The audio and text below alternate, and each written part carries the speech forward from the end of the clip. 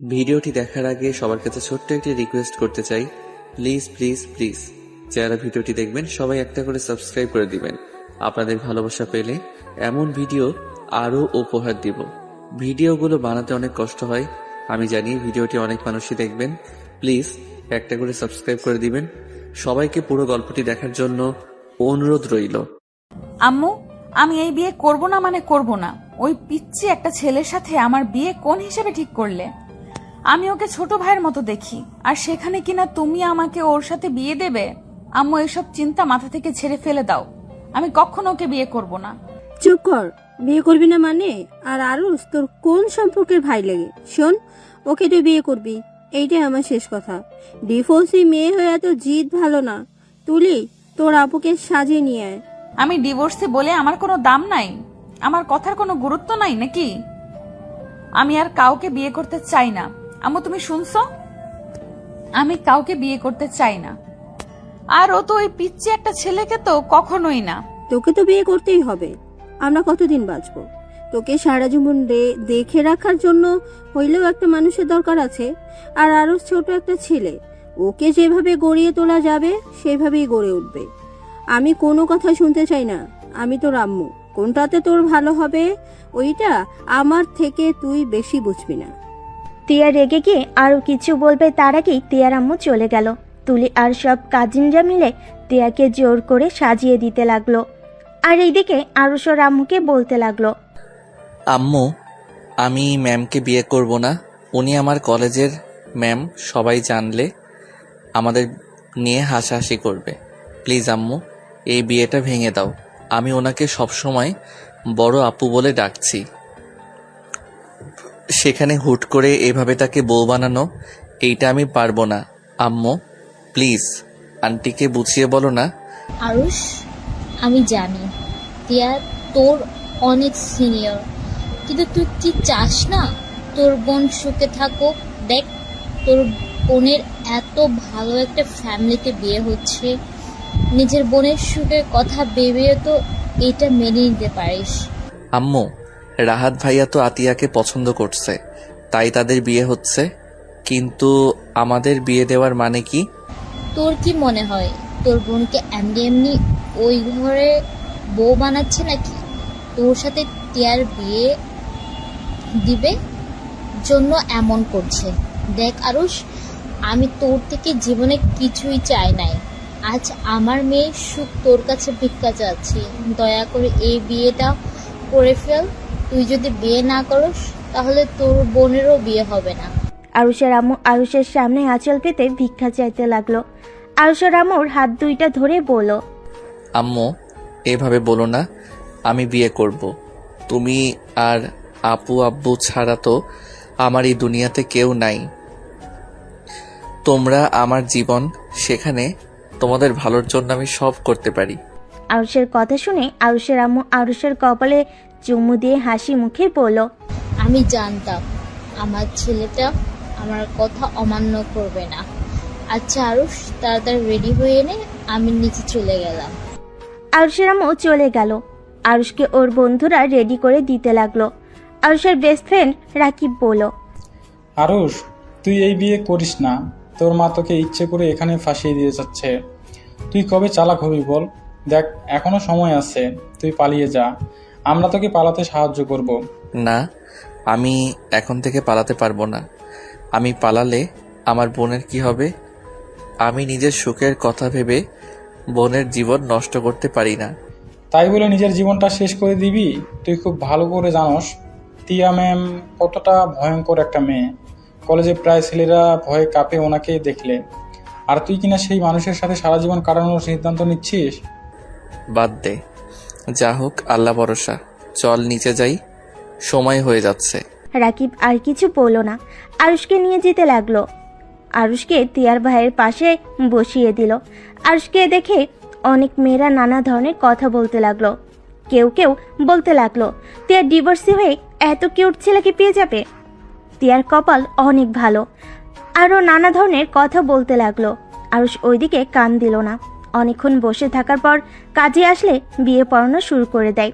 বিয়ে পড়ানো শেষ হলে সবাইকে খেতে দেয়। আরুষকে তিয়াকে খাইয়ে দিতে বলল। আরুষ না চাইতেও খাওয়াই দিতে বাধ্য হলো। তিয়ার রাগ হতে লাগলো, কিন্তু কিছু না বলে সবার কথা মতো আরুষকে খাওয়াই দিতে লাগলো। আরুষের বোনের দিকে তাকিয়ে ভাবতে লাগলো, আমার বোনটা কত খুশি, আর আমি কি না নিজের ভালোর জন্য পালাতে চাইছিলাম। আমার বোন সুখী তো আমিও সুখী। খাওয়া দাওয়া শেষ হইলে সবার নাচ করা, গান গাওয়া দেখতে লাগলো। সবাই আনন্দ করছে, আরুষ আর তিয়া বসে থেকে দেখতে লাগলো। আর 12টার দিকে তিয়াকে বাসর ঘরে রেখে আসলো। আরুষের বন্ধুর সাথে এক পাশে গিয়ে বসে থেকে কথা বলতে লাগলো। রাকিব আরুষকে বলল, শোন মাম্মু, বিয়ে যখন হয়ে গেছে এখন তুই তার স্বামী, তাই বাসর ঘরে বিড়াল ভালো করে মারবি, বুঝছিস? আরুষ ভুরকুচকে তাকিয়ে বলল, বিড়াল কেন মারবো? বিড়াল তো আমার অনেক পছন্দের প্রাণী, আমি বিড়াল মারবো কেন? আরুষের কথা শুনে সবাই সজোরে হেসে উঠল। আরুষ ভ্যাবাচাকা খেয়ে বলল, কি রে, হাসোস কেন? আরে শালা, বিড়াল এইটা ওই বিড়াল না, বলো এইদিকে কান দে, আমি বুঝিয়ে বলি। আরুষ রাকিবের দিকে কান এগিয়ে দিতে আরুষকে বাসর ঘরে ব্যাপারে সব বলতে আরুষ ধাক্কা দিয়ে সরিয়ে দিয়ে বলল, যা শালা। এখন তো বুঝছো, এখন চল বাসর ঘরে যাবি, আর মনে যেন থাকে কি করতে হবে। আরুষের বন্ধুরা সবাই আরুষকে নিয়ে বাসর ঘরের সামনে গেল। দেখতে পাই আরুষের শালিকারা দাঁড়িয়ে আছে। রাকিব সবাইকে বলল, আরে আপনাদের 10,000 টাকা দেওয়া হবে, সব আমার কাছে, চলেন ভাগ করে দেই। 15,000 টাকা লাগবে, 10,000 টাকা হবে না। আরে সমস্যা নাই, আমার সাথে আসেন। আরুষ ভুরকুচকে তাকে কানে কানে বলল, এত টাকা আমার কাছে নাই, কি করছিস? তোর শ্বশুর আমার কাছে টাকা দিয়েছে, আর 10,000 টাকা দিব, আর 10,000 আমরা পার্টি করব। টাকাটা নিয়েছস কেন? এটা দিয়ে তুই চুপচাপ থাক, তুই ভিতরে যা, আমি ওদের নিয়ে যাই। রাকিব আরুষকে ঘরের ভিতর ঢুকিয়ে দিয়ে আরুষ পড়ে যেতে যেতে বেঁচে যায়। আরুষ নিজেকে সামলিয়ে নিল। আরুষ সামনের দিকে তাকিয়ে দেখে তিয়া পা ঝুলে বসে আছে। আরুষ কি বলবে বুঝতে না পেরে বলল, আসসালামু আলাইকুম ম্যাম। ওয়ালাইকুম আসসালাম। আরুষ শোনো, আমার তোমার সাথে কথা আছে। জি বলেন। আমি অন্তঃসত্ত্বা। আরুষ যেন থমকে গেল। আরুষ হাসি মুখে বলল, অভিনন্দন। ধন্যবাদ। আমি মা হতে যাচ্ছি, তার মানে বুঝতে পারছো আমাকে তুমি টাচ করতে পারবে না। আমার কাছে আসার চেষ্টা করলে তোমার খবর আছে। আপনি তো আমার স্ত্রী, তাহলে আমি কেন আপনাকে টাচ করতে পারবো না? তুমি কি বাচ্চা বোঝো না? বাচ্চা পেটে থাকলে ফিজিক্সের সম্পর্ক করতে হয় না।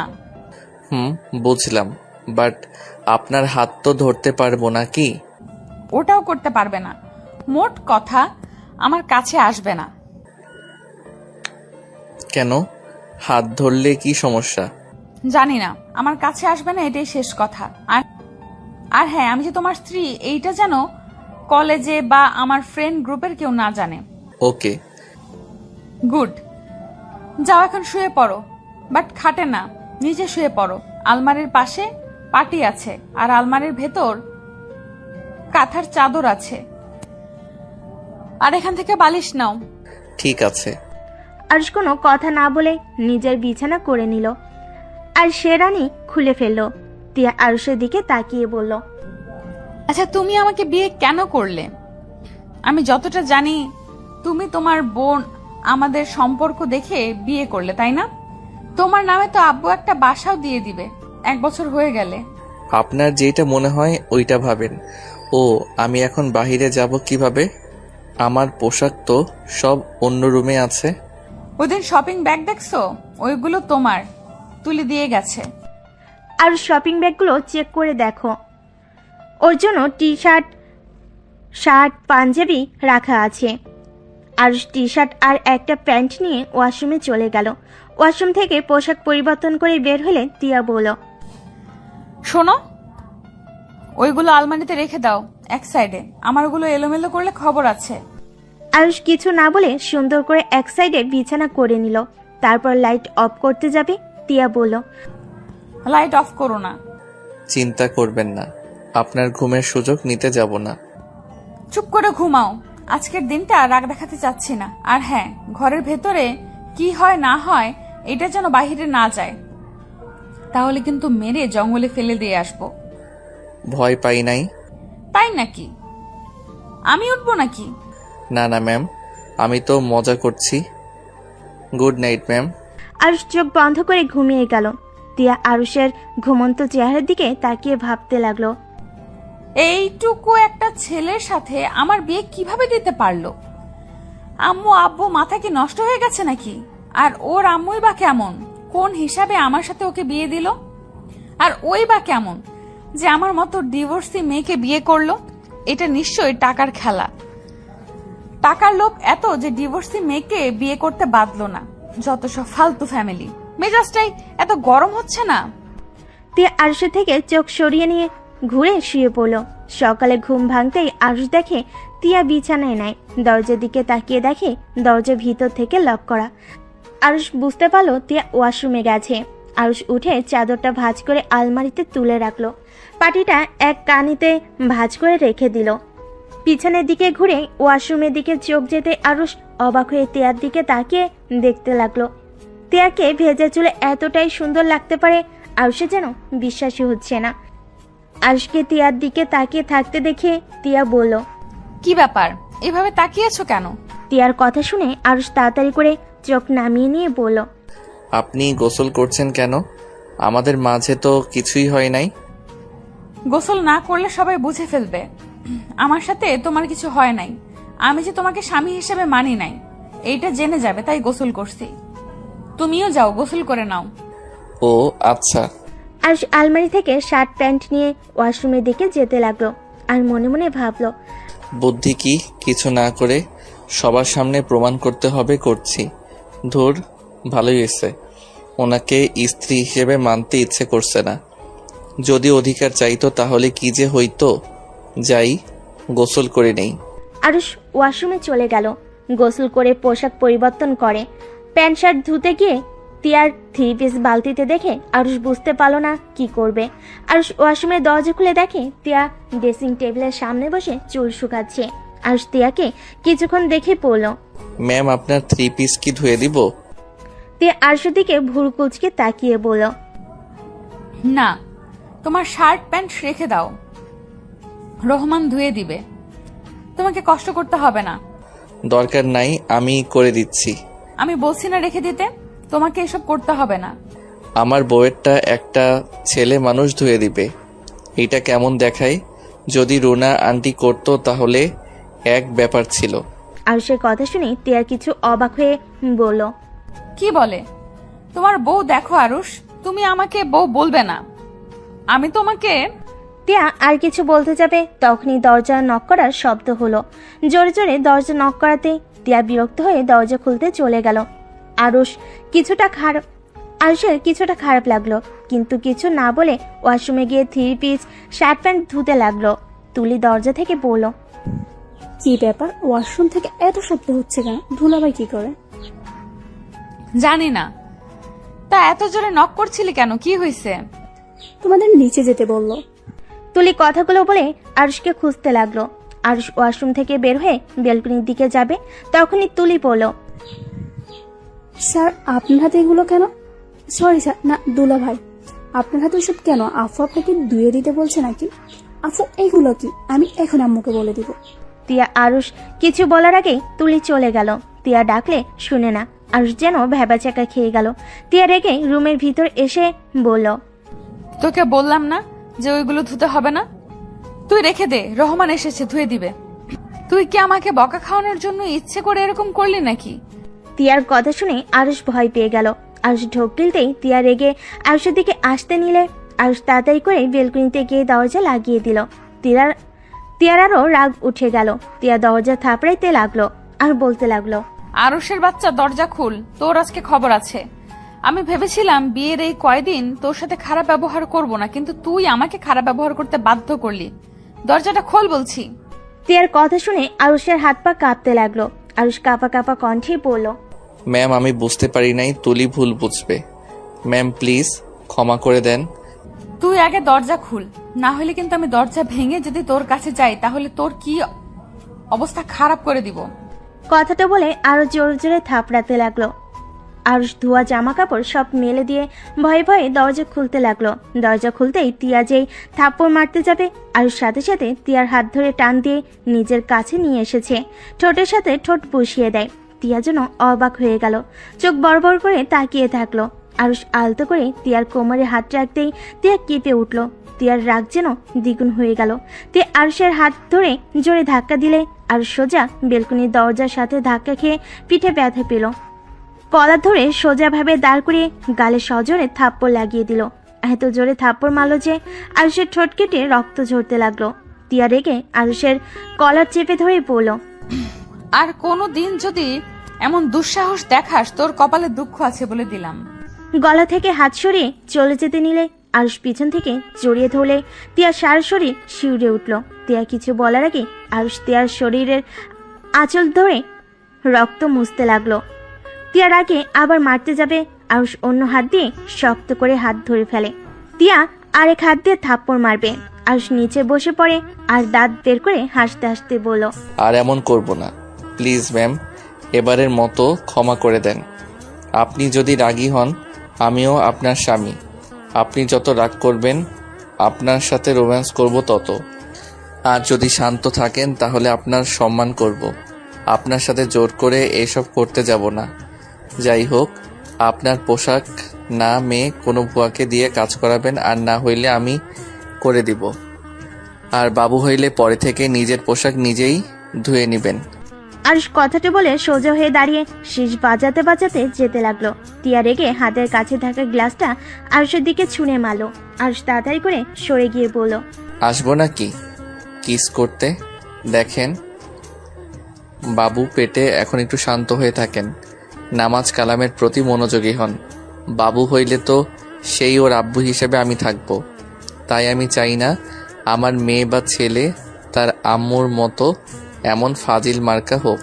টিয়ার আগে দাঁতে দাঁত চেপে শাড়ির আঁচল খামছে ধরলো। টিয়ার আম্মু তুলি এসেছে কাজ দেখে, আর টিয়াকে এভাবে রেগে থাকতে দেখে টিয়ার আম্মু বলল, তিয়া, তুই আরুষকে গ্লাস ছুরি মেরেছিস? যদি গ্লাস লাগতো তাহলে কি হতো? কি হবে? মাথা ফাটলো না কেন? ছোট লোকের বাচ্চার সাহস দেখে আমি বাঁচি না। ওর কত বড় সাহস আমার সাথে। টিয়া কথা বলতে গিয়ে থেমে গেল। আরুষ মিটিমিটি করে হেসে বলল, আপনার সাথে কি? হ্যাঁ। আরুষের কথা শুনে টিয়ার রাগ আরো বেড়ে যেতে লাগলো। টিয়ার রাগে আরো কিছু দিয়ে ছুঁড়ে মারতে যাবে, সাথে সাথেই টিয়ার আম্মু তুলি ধরে ফেলে। টিয়ার আম্মু, তিয়া, বেশি হয়ে যাচ্ছে কিন্তু। আম্মু, এই ছোট লোকের বাচ্চাকে এখান থেকে যেতে বলো, না হইলে আমি ওকে খুন করে ফেলবো। দুলাভাই, আপনি প্লিজ যান, আপুকে আরো রাগিয়ে দিয়েন না। তোমরা যাও, আমি দেখতে চাই ম্যাম কত রাগ করতে পারে। দেখলে আম্মু, ওই ছোট লোকের বাচ্চার সাহস কত বড়, ওই আমার রাগ তুলতে চাচ্ছে। আম্মু ছাড়ো আমাকে, ওকে আমার রাগটা খায়। না বাবা থাক, আমি যাইগা। বড়লোক বাবার বড়লোক মেয়ের রাগ দেখতে আমার এখন ইচ্ছে করছে না। আরুষ কথাটা বলে শীষ বাজাতে বাজাতে চলে গেল। টিয়ার আম্মু টিয়াকে বলল, তিয়া, তুই কি আরুষকে স্বামী হিসাবে মেনে নাস নাই? টিয়া ওর আম্মুর কথা শুনে রাগ এক নিমিষে শেষ হয়ে গেল। টিয়া বুঝতে পারছে না কি বলবে। তুলি বলল, আমার মনে হয় না আপু দুলাভাইকে মেনে নিয়েছে। আপু, ওই শয়তানটার জন্য দুলাভাইকে কেন দূরে সরিয়ে দিচ্ছিস? যে তোকে ভালোবাসে না সেই মানুষটার জন্য কেন ভাবে নিজের জীবনটা নষ্ট করছিস? তোরা যা তো, মাথা নষ্ট করিস না। আমার আর কাউকে সহ্য হচ্ছে না, প্লিজ যা আম্মুকে নিয়ে। তিয়া, আমি তোর মা, আমি নিশ্চয়ই চাইবো না আমার মেয়ে অশান্তিতে থাক। আমি সব সময় চাইবো আমার মেয়েরা ভালো থাকুক, সুখে থাকুক। দেখ, একবার নিজের পছন্দে বিয়ে করেছিলি, আমাদের না বলে পালিয়ে গেছিলি। এবার আমরা যখন তোর বিয়েটাই দিয়েছি, তখন আমাদের উপরে ভরসা রাখ। আরুষ অনেক ভালো একটা ছেলে, ওকে নিজের মতো গড়ে তোলা যাবে। টিয়ার আম্মু আর কিছু বলবে তার আগেই টিয়ার রুম থেকে বের হয়ে গেল। টিয়ার আম্মু তুলি ওর পিছনে পিছনে যেতে লাগলো। টিয়া সিঁড়ি ভেঙে নিচে নামতে লাগলো, আর সেদিকে এক নজর তাকিয়ে দেখতে লাগলো। আর সবার সাথে হেসে হেসে কথা বলছে। কিছুক্ষণ তাকিয়ে থেকে আর সে দিক থেকে চোখ সরিয়ে নিল। টিয়া সোজা বের হয়ে গেল বাসা থেকে। রাকিব টিয়ার দিকে দেখে আরুষকে বলল, কিরে মাম্মু, রাতে কি বিড়াল ভালো মতোই মারছস নাকি? না হলে ম্যাম এত শান্ত চোখে তোর দিকে তাকিয়ে দেখতো না। ভেরি গুড মামু।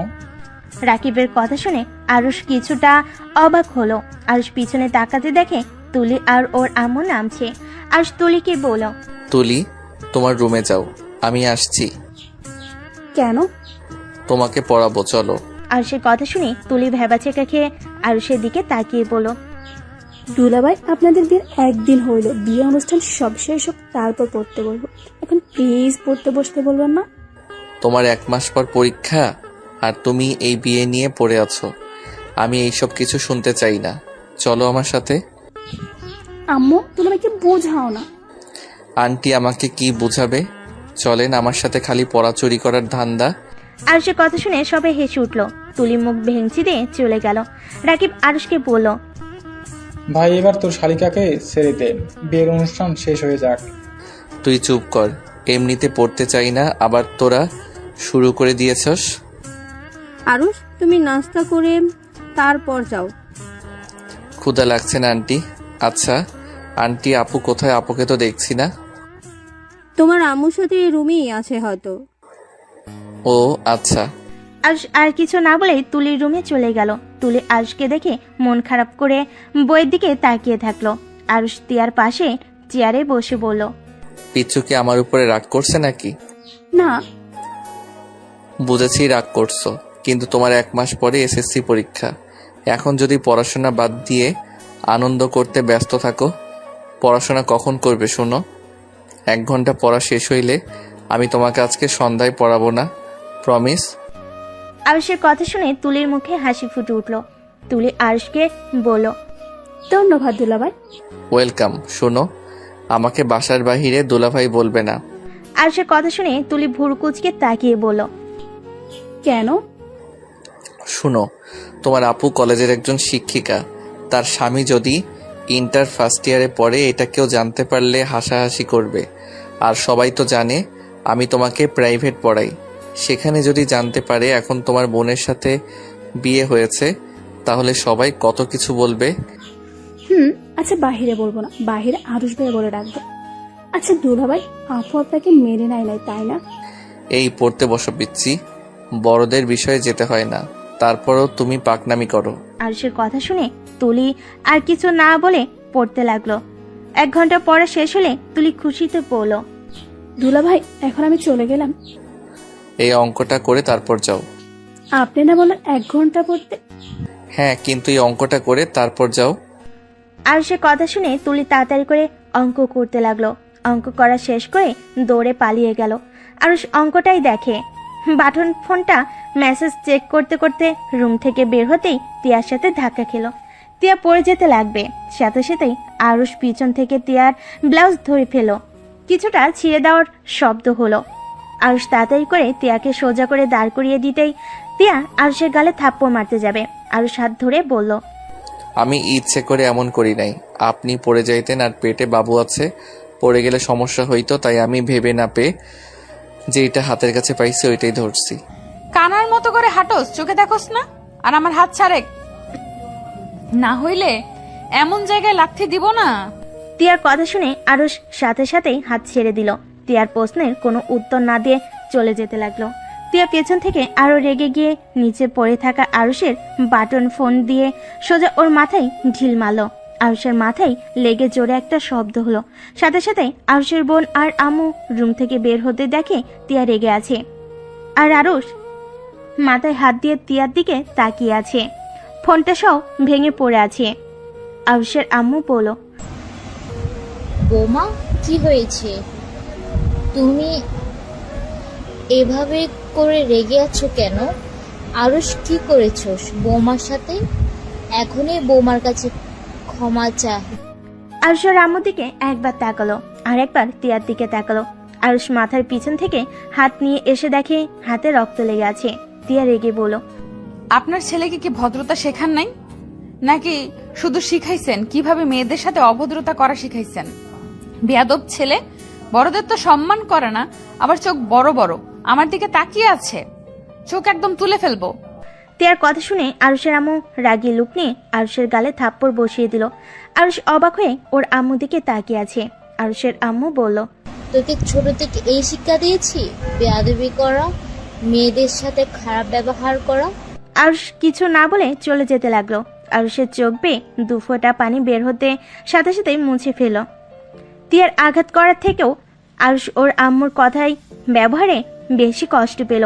আরুষ মনে মনে ভাবতে লাগলো, এমনও মা হতে পারে যে নিজের সন্তানের মাথায় থেকে রক্ত ঝরতে দেখেও সন্তানের গালে থাপ্পড় বসিয়ে দিয়ে বকাও দিল, শুধুমাত্র বড়লোক বৌমাকে খুশি করার জন্য। হা হা। আরুষ, এইটাতে ভেঙে পড়ছস? ছোটবেলা থেকে তোর আম্মু এমন জানার পর কেন কষ্ট পাচ্ছিস? আরো কয়েক ফোঁটা পানি পড়তেই আরুষ মুছে ফেল। আরুষ ছাদে চলে গেল। ছাদে গিয়ে দেখে সবাই আড্ডা দিচ্ছে। আরুষ ওদের পাশে গিয়ে বসলে রাকিব আরুষকে দেখে বলল, এই আরুষ, তোর মাথায় ঘাড়ে রক্ত মতো দেখা যাচ্ছে, দেখি মাথাটা এইদিকে নিয়ে আয় তো। কিছুই হয় নাই। আরুষ বসা থেকে উঠে ওই সাইডে গিয়ে দাঁড়ালো। আরুষ বাহিরের দিকে তাকিয়ে আছে। রাকিব কিছুক্ষণ পর উঠে আরুষের কাঁধে হাত দিতেই আরুষ চমকে উঠল। আরুষ পিছনে তাকিয়ে দেখে রাকিব। আরুষ কিছু না বলে আবার বাহিরের দিকে তাকিয়ে থাকলো। রাকিব আরুষের পাশে দাঁড়িয়ে পড়ল। তোর মাথায় তো রক্ত জমে গেছে, কি হয়েছে রে? এটা কিভাবে হলো? মাথায় কোথায় আঘাত লাগছে দেখতে দে তো। রাকিব আরুষের মাথায় হাত দিতে যাবে, আরুষ হাত সরিয়ে দিয়ে পড়ল। তেমন কিছু হয় নাই, থাম। আর তুই ওদের সাথে আড্ডা দেওয়া বাদে এখানে আসলি কেন? যা, ওদের সাথে আড্ডা দে। আড্ডা পরে দেওয়া যাবে, আগে বল তোর মাথায় আঘাত পাইলি কিভাবে? উনি আমার ফোন দিয়ে ঢিল মেরেছিল। কি? কিন্তু কেন?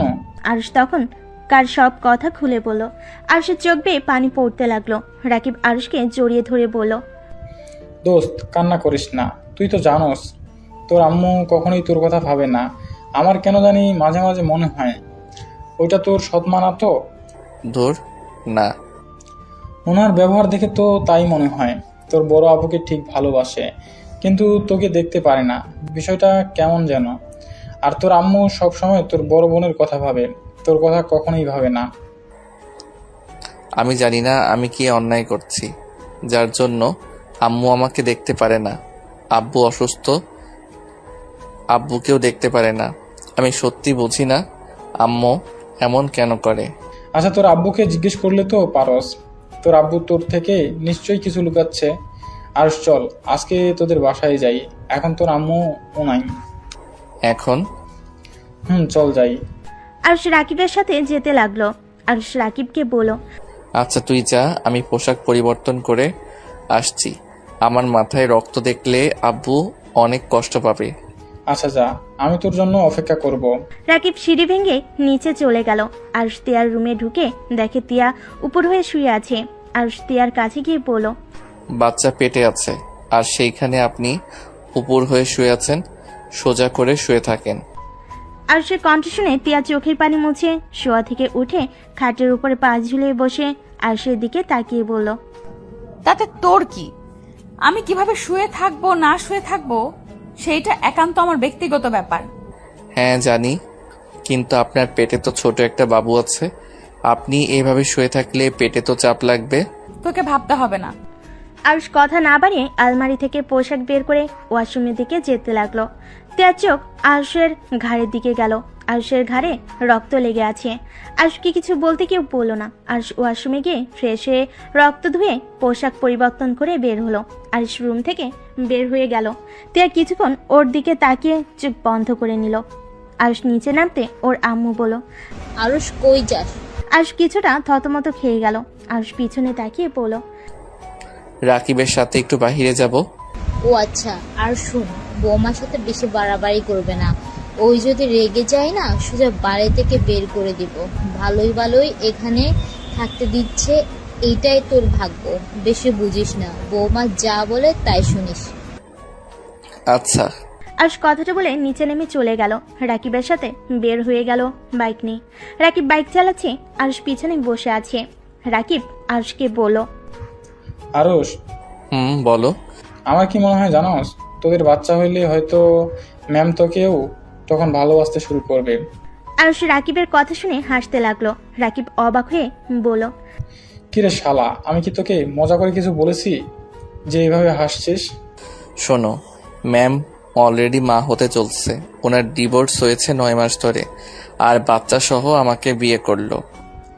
তোর আম্মুর সবকিছু জেনেও তোকে কিছুই বলে নাই। তোর আম্মুর সবকিছু জেনেও তোকে কিছুই বলে নাই। তোর আম্মু কেমন মানুষ রে? টাকার লোভ এত যে নিজের সন্তানকে এমন একটা মেয়ের সাথে বিয়ে দিল। একে তো ডিভোর্সে আবার পেটে বাচ্চাও আছে। আচ্ছা, তুই কি জানোস ম্যামের ডিভোর্স কেন হয়েছে? না, ওইটা জানার ইচ্ছেও আমার নাই। যাই হোক, বাদ দে। এখন উনি আমার স্ত্রী হয়, সেখানে ওনার সন্তান মানে আমার সন্তান। ভাই, তুই এত সহজভাবে সবকিছু কিভাবে মেনে নেস? আমি হলে তো কখন পালিয়ে যাইতাম। এই ধরনের মহিলার সাথে থাকার চেয়ে বিষ খেয়ে মরে যাওয়া ভালো। হা হা, শোন, মানুষের বিয়ে একবার হয়, সেখানে উনি আমার স্ত্রী। ওনাকে বোঝা উচিত আমার, ওনার ভালো খারাপ দিক দেখা উচিত, ওনার পাশে থাকা উচিত। এখন উনি আমার সাথে কেমন ব্যবহার করবে ওইটা ওনার ব্যক্তিগত ব্যাপার। আমি স্বামী হয়ে আমার কর্তব্য পালন করব। ভাই, তুই একটা জিনিস আগে জানলে আমার বোনের সাথে তোকে বিয়ে দিয়ে ঘর জামাই রেখে দিতাম। লাথি মারবো, ওইটা আমারও বোন হয়। ফালতু কথা বলবি না। ভুল হয়েছে, ক্ষমা করে দেন। রাকিবের কথা বলার ধরন দেখে হাসতে লাগলো। আরুষ রাকিব ওর বাসায় পৌঁছে গেল। টিনের গেটটা সরিয়ে দিয়ে দুজন ভিতরে ঢুকলো। আরুষের আব্বু গাছের নিচে বসে আছে। আরুষ ওর আব্বুর কাছে গিয়ে বসে বলল, আব্বু কেমন আছো? ভালো। তুই কখন আসলি? আর তোরা বাসায় আসিস না কেন? আব্বু, খাবার খাইছো? হ্যাঁ। আঙ্কেল, আপনি কি জানেন আপনার ছেলে মেয়ের বিয়ে হয়ে গেছে? রাকিবের কথা শুনে আরুষের আব্বু চমকে গেল। আরুষের দিকে তাকিয়ে বলল, তোদের বিয়ে হয়ে গেছে মানে? কার সাথে হয়েছে? আমি যে বাসায় প্রাইভেট পড়াই, ওর বোন আমাদের কলেজের ম্যাম, ওনার সাথে আমার বিয়ে হয়েছে। আর আপুর বিয়ে হয়েছে ওনার বড় ভাইয়ের সাথে। কি ওই মেয়েটাই না ডিভোর্সি আর বদমেজাজি একটা মেয়ে? আর ওই তোর কত বড় হয়? ওর সাথে তোর কিভাবে বিয়ে হয়? আব্বু, মাথা গরম করো না, শান্ত হও। আমি তোমাকে সব বুঝিয়ে বলছি। আরুষের আব্বুকে প্রথম থেকে সব বুঝিয়ে বলতে লাগলো। আরুষের আব্বু রেগে বলল, ওই মহিলা শেষমেশ নিজের মেয়ের ভালোর জন্য তোকে একটা বিবাহিত মেয়ের সাথে বিয়ে দিল? এত নিচে ওই কিভাবে নামতে পারে? ওই একবার আসুক, আমি যদি ওকে খুন না করছি। আব্বু থামো। ওয়েট আঙ্কেল, কি বললেন? ওই মহিলার নিজের মেয়ে মানে? আরুষের আব্বু থমকে গেল। আরুষের আব্বু বলল, কিছু না, তোমরা ঘরে যাও। ওই মহিলা একবার আসুক, ওর খবর আছে। আঙ্কেল, আপনি কথা ঘোরাচ্ছেন। রাকিব, যাও, রুমে যাও, বেয়াদবি করো না। রাকিব আর কিছু না বলে আরুষের সাথে আরুষের রুমে চলে গেল। আরুষকে রাকিব বলল, তোর আব্বুকে চেপে ধর, সত্যিটা বের হয়ে যাবে। ভয় লাগছে আব্বু, যদি বেশি উত্তেজিত হয়ে যায়। আর আব্বুর জন্য তো উত্তেজিত হওয়া ভালো না। তোর আব্বুকে সুন্দরভাবে বোঝাতে হবে। আমার মনে হয় তোর আম্মু তোর নিজের আম্মু না। চুপ করতো ভাই। আচ্ছা, চুপ হইলাম। এখন তোর আব্বুর রুমে চল। ভয় লাগছে। শালা, যাবি আমার সাথে? চল। রাকিব আরুষকে টেনে ওর আব্বুর রুমে চলে গেল। আরুষের আব্বু চোখে পানি দেখে আরুষ বলল, আব্বু, তুমি কান্না করছো কেন? আমার জন্য তোর লাইফটা নষ্ট হয়ে গেল। আমি ভাবতে পারি নাই তোর আম্মু তোকে ওই রকম একটা মেয়ের সাথে লুকিয়ে বিয়ে দিয়ে দেবে। আঙ্কেল, আমার তো মনে হয় আরুষের আম্মু নিজের তো নাকি সৎ মা। আরুষের আব্বু চমকে উঠল। আরুষের আব্বু রাকিবের দিকে তাকিয়ে বলল, এসব কি বলছো? এটা আমার কথা না আরুষ, মনে হয়। আর আরুষের সাথে যেমন ব্যবহার করে তাতে তো এমনই মনে হয়। আরুষ, রাকিব যা বলছে, তুমি কি সত্যি এইটা মনে করস? না মানে আব্বু। বুঝেছি, যাই হোক, আমি তোকে আজকে একটা সত্য কথা বলবো। কি সত্যি আব্বু? আরুষ, আমি যদি বলি আমরা তোর নিজের বাবা মা না, তাহলে কি তুই আমাদের ছেড়ে চলে যাবি? আরুষের আব্বুর কথা শুনে আরুষ রাকিব যেন থমকে গেল। আরুষ অসহায় চোখে তাকিয়ে বলল, মানে তোমরা আমার আপন বাবা মা না? মানে কি? হ্যাঁ, আমরা তোর আপন বাবা মা না। আব্বু, মজা করছো নাকি? না, আমি সত্যি বলছি। তাহলে আমার বাবা মা কে? রাকিবের দিকে তাকিয়ে কিছুটা অকট ফিল করলো। রাকিব বুঝতে পেরে বলল, আঙ্কেল বলেন, সমস্যা নাই, আমি কাউকে বলবো না। তোর আব্বু আজিমপুরে তালুকদার, তোর দাদু আর চৌধুরী বাড়ি তোর নানার। আজিমপুর তো আমার মামার বাড়ি, আর ওনাদের তো আমি চিনি। আমার মামা তালুকদার স্কুলে শিক্ষকতা করেন। আর চৌধুরী বাড়ির সাথে তো ওনাদের সম্পর্ক ভালো না, একে উপরে শত্রুতা। একে অপরের শত্রুতা? আমার মাথায় কিছু আসছে না। তাহলে আমি এখানে কেন?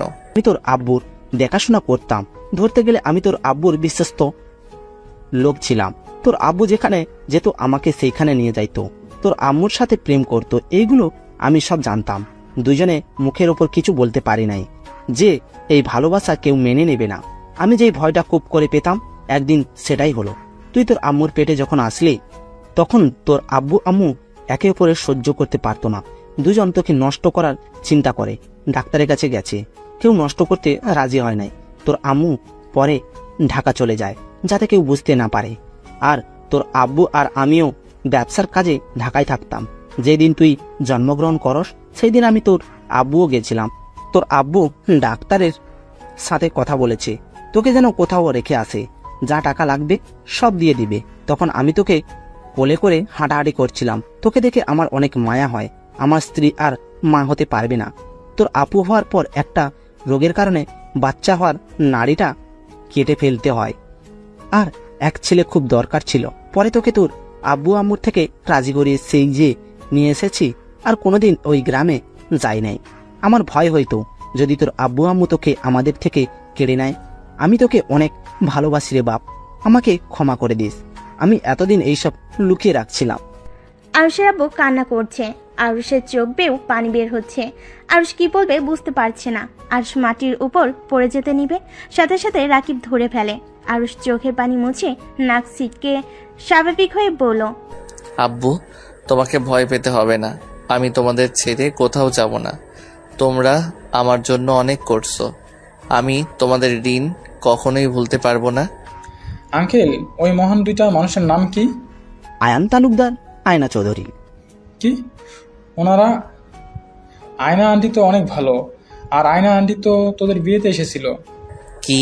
হ্যাঁ, তোদের বিয়েতে দেখেছিলাম। কথা বলতে গিয়ে বলতে পারি নাই।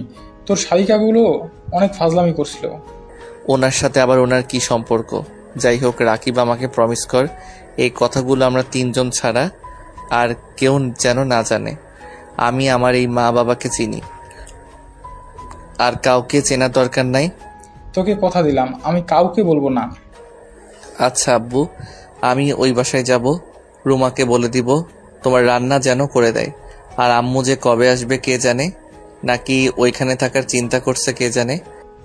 ওই মহিলা লোভী টাইপের আগে এমন ছিল না, আমি অসুস্থ হওয়ার পর থেকে এমন হয়ে গেছে।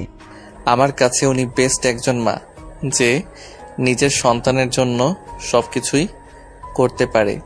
আমার আর ওনার উপরে রাগ অভিমান কোনোটাই নাই। আমি ওনাকে নিয়ে গর্বিত। আব্বু, নিজের যত্ন নিও। এইসব ভেবো না, আমি তোমাদের সন্তান আছি, থাকবো। আরুষ ওর আব্বু থেকে বিদায় নিয়ে ওর চাচাতো বোনকে খেয়াল রাখতে বলে চলে গেল। আরুষ রাকিবের পিঠে মুখ গুজে আছে। রাকিব বুঝতে পারছে আরুষ কান্না করছে। আরুষকে নিয়ে সোজা নদীর পাড়ে চলে গেল। রাকিব আরুষকে বলল, আরুষ নাম। আরুষ বাইক থেকে নেমে দেখে নদীর পাড়। আরুষ রাকিবকে বলল, কি ব্যাপার, এখানে আসলি কেন? ওই সাইডে বসে যত ইচ্ছা কান্না কর, কেউ আসবে না, কেউ শুনবে না। বাসায় চল। আরুষের কোনো কথা না শুনে রাকিব আরুষকে নদীর কিনারেই বসিয়ে দিল। কিছু টুকরা টুকরা পাথর মাটির দলা নিয়ে এসে দিল। রাকিব আরুষকে বলল, এইগুলো পানিতে ঢিল মার। পাগল হয়ে গেছস নাকি? শালা যা বলি ওইটা কর। আরুষ রাকিবের কথা শুনে ঢিল মারতে লাগলো। আস্তে আস্তে আরুষের ঢিল মারতে মারতে যত রাগ ছিল সব রাগ খাটাতে লাগলো, আর চিৎকার করে কান্না করতে লাগলো। রাকিব আরুষকে শক্ত করে জড়িয়ে ধরলো। আরুষ কান্নায় ভেঙে পড়লো আর বলতে লাগলো, আমার লাইফটা কেন এমন? বাবা মা অবৈধভাবে দুনিয়াতে নিয়ে আসলো, আবার ছোটবেলা থেকে মানুষের লাথি গোতা খেয়ে এত দূর আসলাম, বিয়ে করলাম, সেখানে স্ত্রীও দেখতে পারে না। আমি আর কত সহ্য করব? এত অত্যাচার আমার সহ্য হচ্ছে না। মানুষের মুখের পাতলা চামড়ায় কথাগুলো আমার যে সহ্য হয় না। আমি কি কোনোদিন ভালো থাকার মতো স্থান পাবো না? আমি মানুষকে অবহেলা পাওয়ার জন্য জন্ম নিয়েছি? আমার কি শুধু কষ্ট পাওয়ার জন্য এই দুনিয়াতে আল্লাহ পাঠিয়েছে? আমি যা নিতে পারছি না। আরুষ কথাগুলো শেষ করে রাকিবের বুকে ঢলে পড়লো। আরুষ পড়ে যেতে নিবে, সাথে সাথে রাকিব শক্ত করে ধরে ডাকতে লাগলো, আরুষ, এই আরুষ কি হলো তোর? রাকিব আরুষের নাকের কাছে আঙ্গুল দিয়ে বুঝতে পারলো আরুষ জ্ঞান হারিয়ে ফেলেছে। আরুষকে ধরে বাইকের সাথে ঠেকিয়ে নদী থেকে পানি নিয়ে আসতে গিয়ে ব্যর্থ হলো। রাকিব উপায় না পেয়ে ওর এক বন্ধুকে কল দিয়ে আসতে বলল। আরশের কাছে বসে আরশকে ডাকতে লাগলো। আরশে কোনো সারা শব্দ না পেয়ে বেশ কিছুক্ষণ পর আরশের আরেকটা বন্ধু আসলো। আরশকে দেখে চমকে গেল। রাকিব বলল, ওকে মধ্যে বসে তুই পিছন থেকে ওকে ধর, এখন কোনো কিছু বলার সময় নাই। রাকিব বাইকে উঠে পড়লো। আরশকে তুলে ওই ফ্রেন্ডের পিছনেই বসলো। আরশকে নিয়ে সোজা হসপিটালে চলে গেল। আরশের জ্ঞান ফিরে দেখে ও বেডে শুয়ে আছে। আরশ হাতে স্যালাইন খুলে ফেলে বাইরে গেল। রাকিব আরশকে দেখে বলল, কিরে, ইঞ্জেকশন খুলি কেন? যা শুয়ে থাক। বাসায় যাব। আর আমি এখানে কিভাবে আসলাম? তুই জ্ঞান হারিয়ে ফেলছিলি, তুই বেড শুয়ে থাক, খাবার নিয়ে আসছি। না, ক্ষুধা লাগছে না, চলো বাসায় যাই। আরশ রাকিবের সাথে জোরাজোরি করতে লাগলো। রাকিব আর উপায় না পেয়ে হসপিটালের বিল দিয়ে আরশকে নিয়ে বাসার উদ্দেশ্যে রওনা দিল। বাইক থেকে নেমে আরশ পড়ে যেতে নিবে, সাথে সাথে আরশ ওর আরেকটা ফ্রেন্ড ধরে ফেলল। রাকিব বলল, আর তুই এখানে দাঁড়া, আমি বাইক সাইডে রেখে তোকে ভিতরে নিয়ে যাই। থাক, লাগবে না, আমি একা যেতে পারবো। তুই বাইক থামিয়ে আয়। আরশ ওর আরেকটা বন্ধুর সাথে হেঁটে চলে গেল। রাকিব বাইক থামিয়ে আরশের পিছন পিছন যেতে লাগলো। ভিতরে ঢুকতেই তুলি আরশকে বলল, দুলাভাই আপনারা কোথায় চলে গেছিলেন? আরশ তুলির কণ্ঠ পেয়ে তুলির দিকে তাকিয়ে মিষ্টি করে হাসি দিয়ে বলল, আব্বুর সাথে দেখা করতে গেছিলাম। তোমাকে না বললাম তোমার আবুকে নিয়ে আসতে? বেআইন তো বারবার কথা এড়িয়ে গেল। আরশ কিছু বলার আগে ওর আম্মু বলে উঠল, উনি তো অসুস্থ, তাই এখানে নিয়ে আসবো না। উনি এত মানুষের মাঝে থাকতে পছন্দ করে না। তাই বলে ছেলে মেয়ের বিয়েতেও আসলো না? আরশ কিছু বলার আগেই ফুলের পড়ে যেতে নিবে, সাথে সাথে রাকিব ধরে ফেল। সবাই আরশের কাছে আসলে রাকিব আরশকে কোলে তুলে নিল। আরশের ওই বন্ধুটা বলে, আরশ বারবার জ্ঞান হারিয়ে ফেলেছে কেন, কি হয়েছে? আরশের বন্ধুর কথা শুনে তিয়ার আম্মু বলল, বারবার জ্ঞান হারিয়ে ফেলছে মানে? আন্টি, ওর শরীরটা দুর্বল, সারাদিন খায় নাই, তার কারণে এমন হচ্ছে। আমি ওকে রুমে রেখে আসছি। আরশকে কোলে নিয়ে রাকিব হাঁটতে লাগলো। সিঁড়ি ভেঙে উপরে যাওয়ার সময় আরশের বন্ধুরা ধরে তুলতে লাগলো। আরশকে ধরে রুমের সামনে গিয়ে দরজার নক করলে তিয়া দরজা খুলে দেখে আরশ চোখ বন্ধ করে রাকিবের কাঁধে মাথা দিয়ে দাঁড়িয়ে আছে। তিয়াকে কিছু বলার সুযোগ না দিয়ে রাকিব আরশকে খাটে শুয়ে দিল। তুলি খাবার নিয়ে আসলে রাকিবের হাতে নিয়ে আরশকে খাইয়ে দিতে লাগলো। আরশ কয়েক লোকমা মুখে দিয়ে রাকিবকে বলল, আর খাবো? চুপ কর, পুরাটা খেয়ে নে। ওর কি হয়েছে রে তুলি? দুলাভাই নাকি জ্ঞান হারিয়ে ফেলছিল, হসপিটালে ছিল। ওই ভাইয়া বলল, সেখান থেকে দুলাভাই জোর করে বাসায় আসে। আমাদের সাথে কথা বলতে বলতে আবার মাথা ঘুরে পড়ে যেতে নেই। ও আচ্ছা। তিয়া আর কিছু বলল না। আর সেদিকে কিছুক্ষণ তাকিয়ে থেকে বাহিরে গিয়ে ডাক্তারকে কল দিল। রাকিব আরুষকে জোর করে খাওয়াই দিল। আরুষকে শুয়ে দিয়ে সবাইকে বলল, সবাই চলো, ওকে রেস্ট করতে দাও। রাকিবের সাথে সবাই চলে গেল। তিয়া রুমের ভিতরে ঢুকে দেখে আরুষ একদম খাটের সাথে যেন মিশে গেছে। তিয়া আরুষের মাথার পাশে বসে মাথায় হাত বুলিয়ে দিতে লাগলো।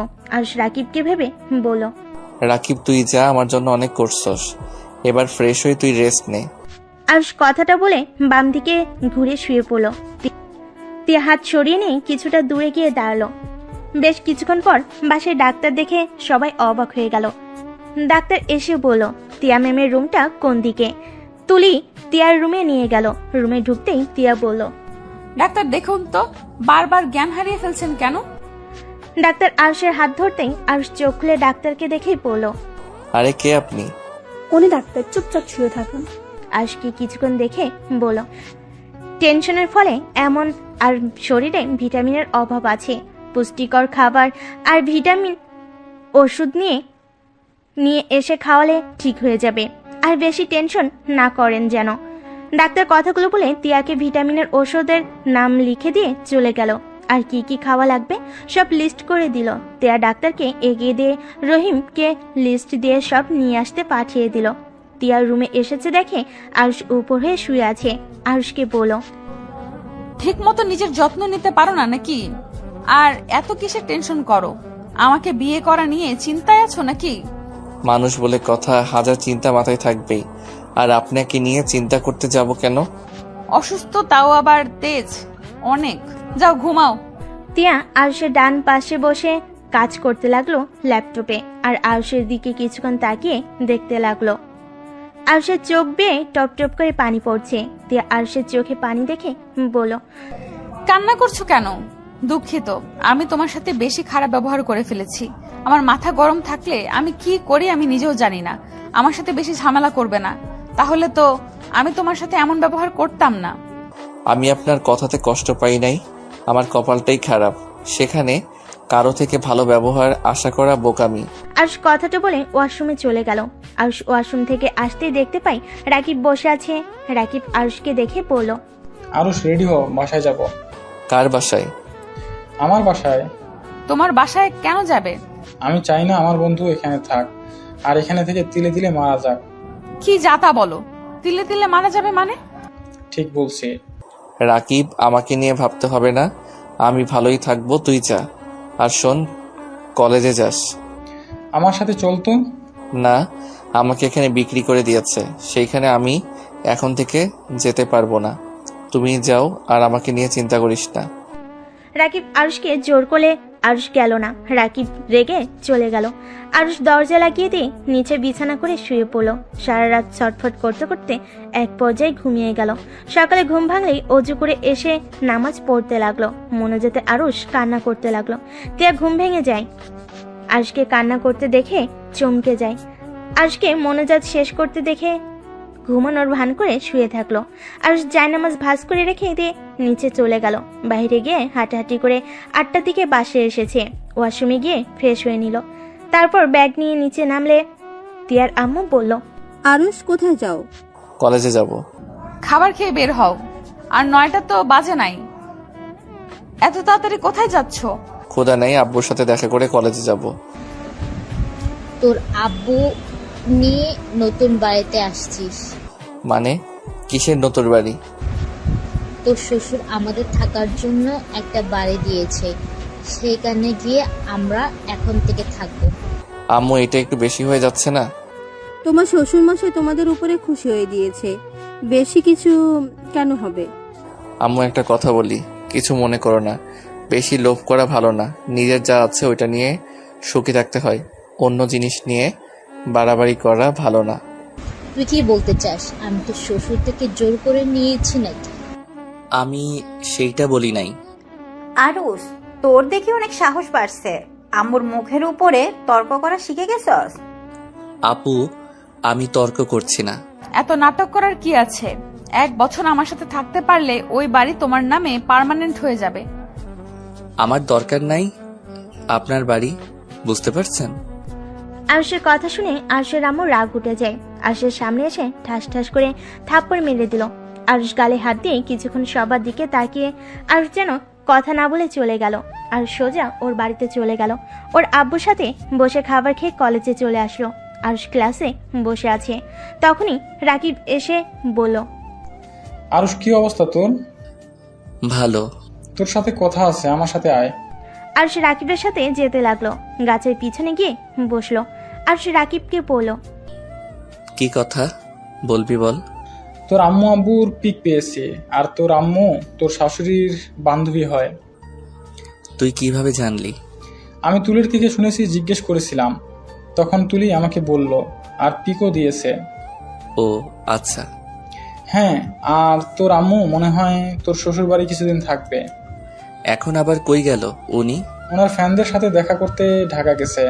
উনি আসবে ভেবে আমি তোকে আমাদের বাসায় নিয়ে আসতে চাইছিলাম, যাতে তুই ওনাকে দেখে কষ্ট না পাস। ও আচ্ছা, ক্লাসে চল। ওয়েট, আগে পিক দেখে নে। রাকিব পিক দেখালে আরুষ কিছুক্ষণ দেখে রাকিবের সাথে ক্লাসে চলে গেল।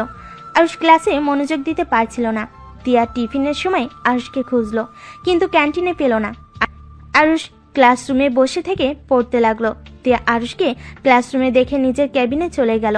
কলেজ ছুটি হলে রাকিব আর আরুষ একসাথে বের হলো। রাকিব আর আরুষ রাস্তা দিয়ে হেঁটে যাচ্ছিল। তিয়া গাড়ির ভিতর থেকে আরুষকে দেখতে লাগলো। ওদের পিছন পিছন কিছু দূর যেতে তিয়া ওদের সামনেই গাড়ি থামিয়ে বলল, আরুষ, গাড়িতে ওঠো।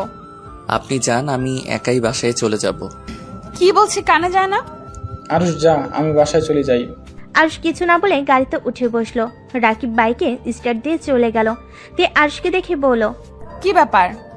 টিফিনে খাবার খাইলে না কেন? ক্ষুধা লাগে নাই। এখানে খাবার আছে, খেয়ে নাও। আম্মু তোমার জন্য পাঠাইছিল। আরুষ কিছু না বলে খাবার খেতে লাগলো। খাবার খাওয়া শেষ করে রুমাল দিয়ে হাত মুছে নিল। বাসায় পৌঁছে আরুষ গাড়ি থেকে নেমে তিয়ার হাত ধরে গাড়ি থেকে নামিয়ে নিল।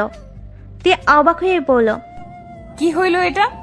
ভুলে যাবেন না আপনার পেটে বাবু আছে। ও আচ্ছা। আরুষ তিয়ার হাত ধরে বাসার ভিতরে নিয়ে গেল। কলিং বেল চাপ দিলে তুলি দরজা খুলে দিল। তিয়া আরুষ ভিতরে ঢুকলে তিয়া বলল, মামুনি কখন আসলে? 20 মিনিট হয়েছে। ও আচ্ছা, আঙ্কেল কই? ওর কাজ আছে, সেখানে চলে গেছে। তার জামাইয়ের সাথে পরিচয় করিয়ে দেবে না? এই তো মামুনি, আরো সেই দিকে আসো। আরুষ তিয়ার কথা শুনে কিছু না বলে চলে যেতে লাগলো। সবাই অবাক হয়ে গেল। তিয়া রাগী লোক নিয়ে বলল, কি ব্যাপার, মামুনির সাথে পরিচয় না হয়ে চলে যাচ্ছ কেন? আমি যার তার সাথে পরিচয় হওয়ার প্রয়োজন মনে করি না। আরুষ, তোমাকে আমরা এই শিক্ষা দিয়েছি বড়দের সাথে কেমন ব্যবহার করতে হয় সেটাও জানো না নাকি? আরুষ কারোর কথাই কোনো উত্তর না দিয়ে সিঁড়ি ভেঙে উপরে চলে গেল। তিয়া লজ্জিত হয়ে বলল, মামুনি, ওর হয়ে আমি ক্ষমা চাচ্ছি। আরে ধুর, তুমি কেন ক্ষমা চাইছো? যাও, ফ্রেশ হয়ে এসো, অনেক গল্প করা বাকি আছে। আমি আসছি। তিয়া রুমে গিয়ে আরুষের দিকে রাগী লোক নিয়ে তাকিয়ে বলল, তোর সাহস কি করে হলো মামুনির সাথে এমন ব্যবহার করতে? আরুষের কলার ধরে চিৎকার করতে লাগলো। আরুষ তিয়াকে শক্ত করে জড়িয়ে ধরে বলল, শান্ত হন, এত চিৎকার করা আপনার শরীরের জন্য ভালো না। আমাকে ছাড় বলছি। যত চিৎকার করবেন তত শক্ত করে ধরবো। এখন তুমি ভেবে বলো, কি করবে? চিৎকার করবে নাকি শান্ত হবে? আমার মাথা কিন্তু গরম হয়ে যাচ্ছে। আরুষ তিয়াকে কিছু বলতে না দিয়ে ঠোঁটের সাথে ঠোঁট বসিয়ে দিল। আস্তে আস্তে তিয়া যেন চুপ হয়ে গেল। আরুষ তিয়াকে ছেড়ে দিয়ে বলল, আমার উপরে চিৎকার করলে এমন করব? মামুনির সাথে এমন করলেন কেন? মামুনি কতটা অপমানিত হয়েছে। তাতে আমার কি? এইসব বিষয়ে কথা বন্ধ করেন। দেখো, উনি আমার আম্মুর ক্লোজ বান্ধবী। ওনাকে আমরা অনেক ভালোবাসি। ওনার সাথে তুমি এমন ব্যবহার করতে পারো না। উনি আমার। আরুষ কথা পুরো শেষ করার আগেই চুপ হয়ে গেল। তিয়া আরুষের দিকে তাকিয়ে বলল, তোমার কি? কিছু না, যান ফ্রেশ হয়ে নেন। তোমার মাথায় যে কি আছে আল্লাহ মাবুদ জানে।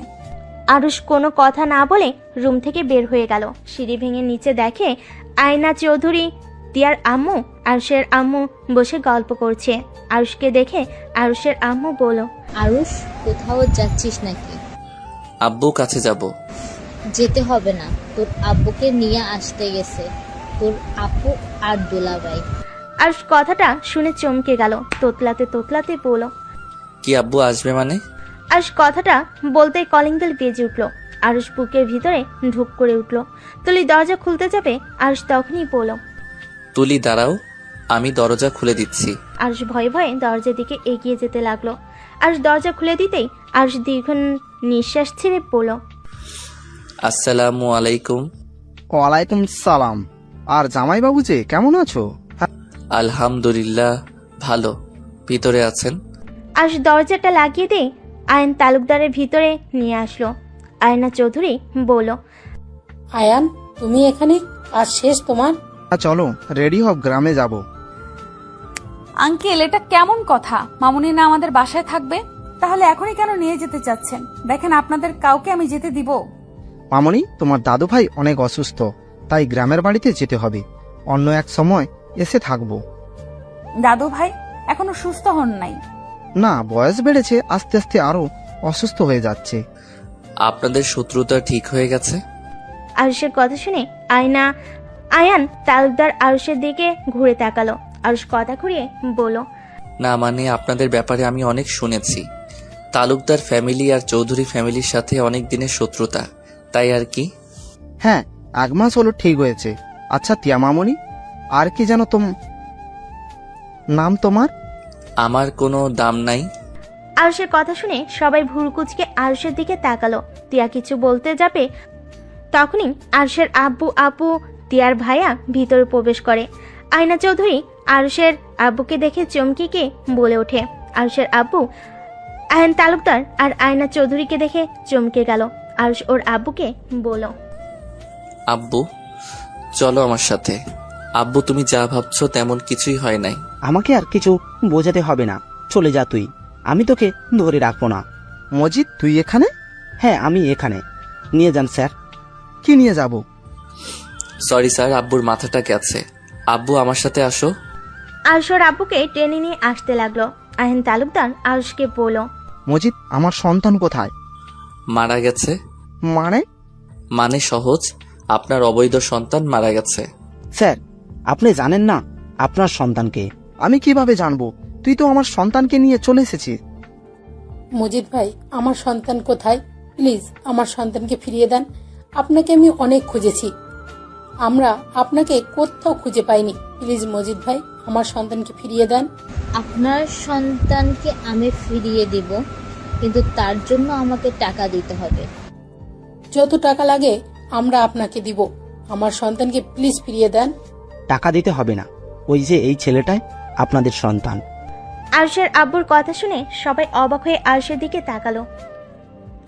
আয়ান তালুকদার আরুষকে জড়িয়ে ধরতে যাবে, আরুষ ধাক্কা দিয়ে সরিয়ে দিয়ে বলল, খবরদার আমাকে টাচ করবেন না।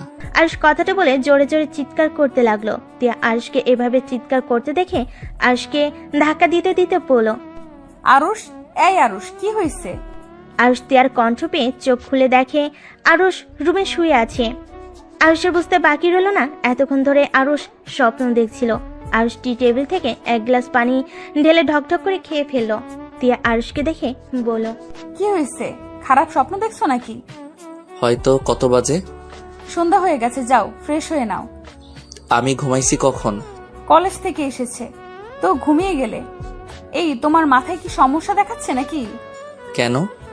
তখন মামুনির সাথে বেয়াদবি করলে, আবার এখন বলছো কখন ঘুমাইছো জানো না।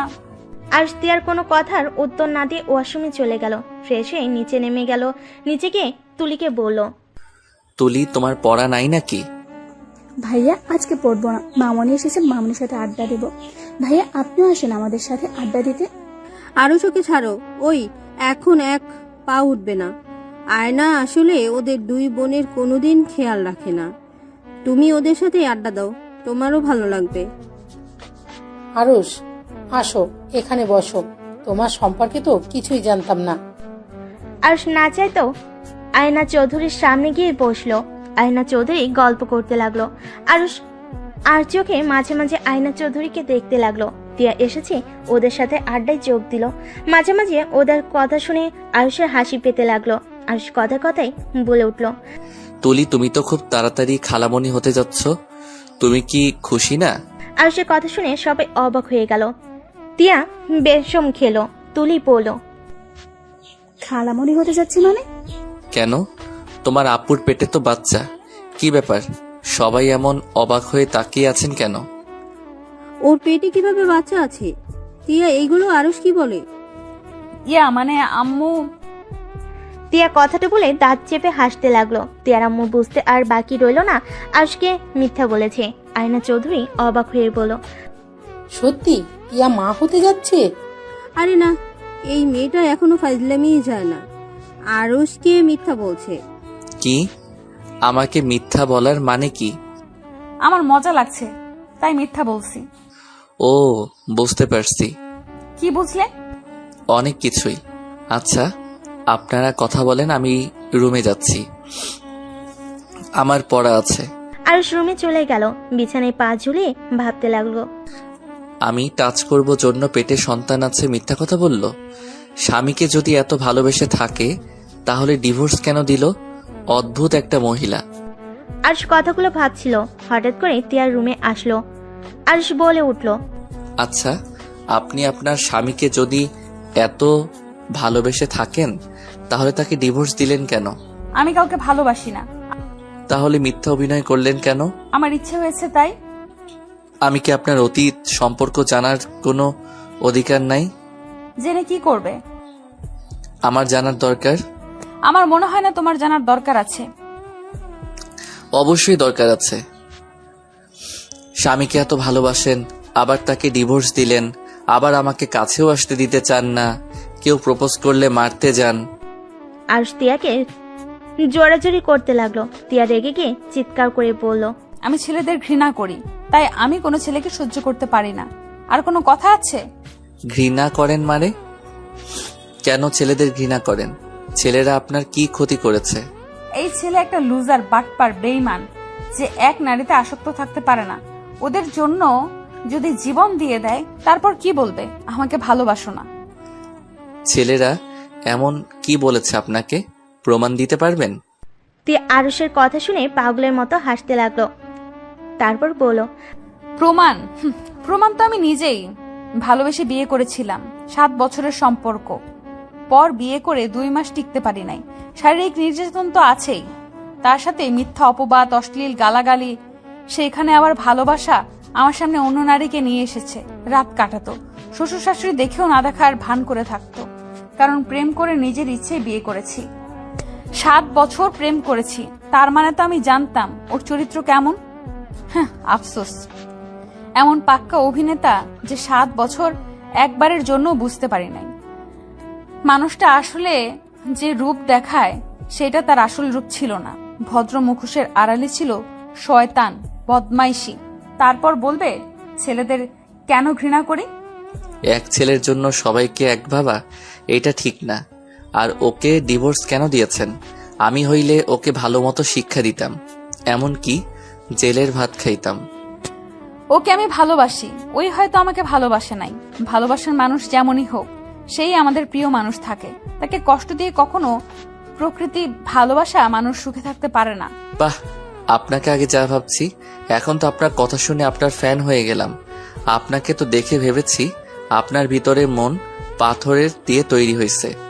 প্রেম ভালোবাসা আপনার মনে কিছুই নাই, বাট আপনার মতো মানুষ কাউকে এতটা ভালোবাসতে পারে, সত্যি বিশ্বাস হয় না। আরুষ কথাটা বলে হাসতে লাগলো। তিয়ার চোখ বেয়ে পানি পড়তে লাগলো। তিয়া কিছু না বলে বেলকনিতে চলে গেল। আরুষ ভেবাচাকা খেয়ে গেল। আরুষ বেলকনির দিকে এগিয়ে গেল। কান্নার শব্দ পেল। আরুষের কাছে খারাপ লাগলো। আরুষ আস্তে আস্তে তিয়ার কাছে গেল। কাঁধে হাত রাখতেই তিয়া নিজের চোখের পানি মুছতে যাবে।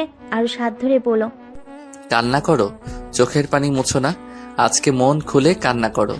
মাঝে মাঝে কান্না করলে মনটা অনেক হালকা লাগে। তিয়া জোরে জোরে কান্না করতে লাগলো। কান্না করতে করতে হিসকি উঠে গেল। আরুষ রুমে গিয়ে 1 গ্লাস পানি নিয়ে এসেছে।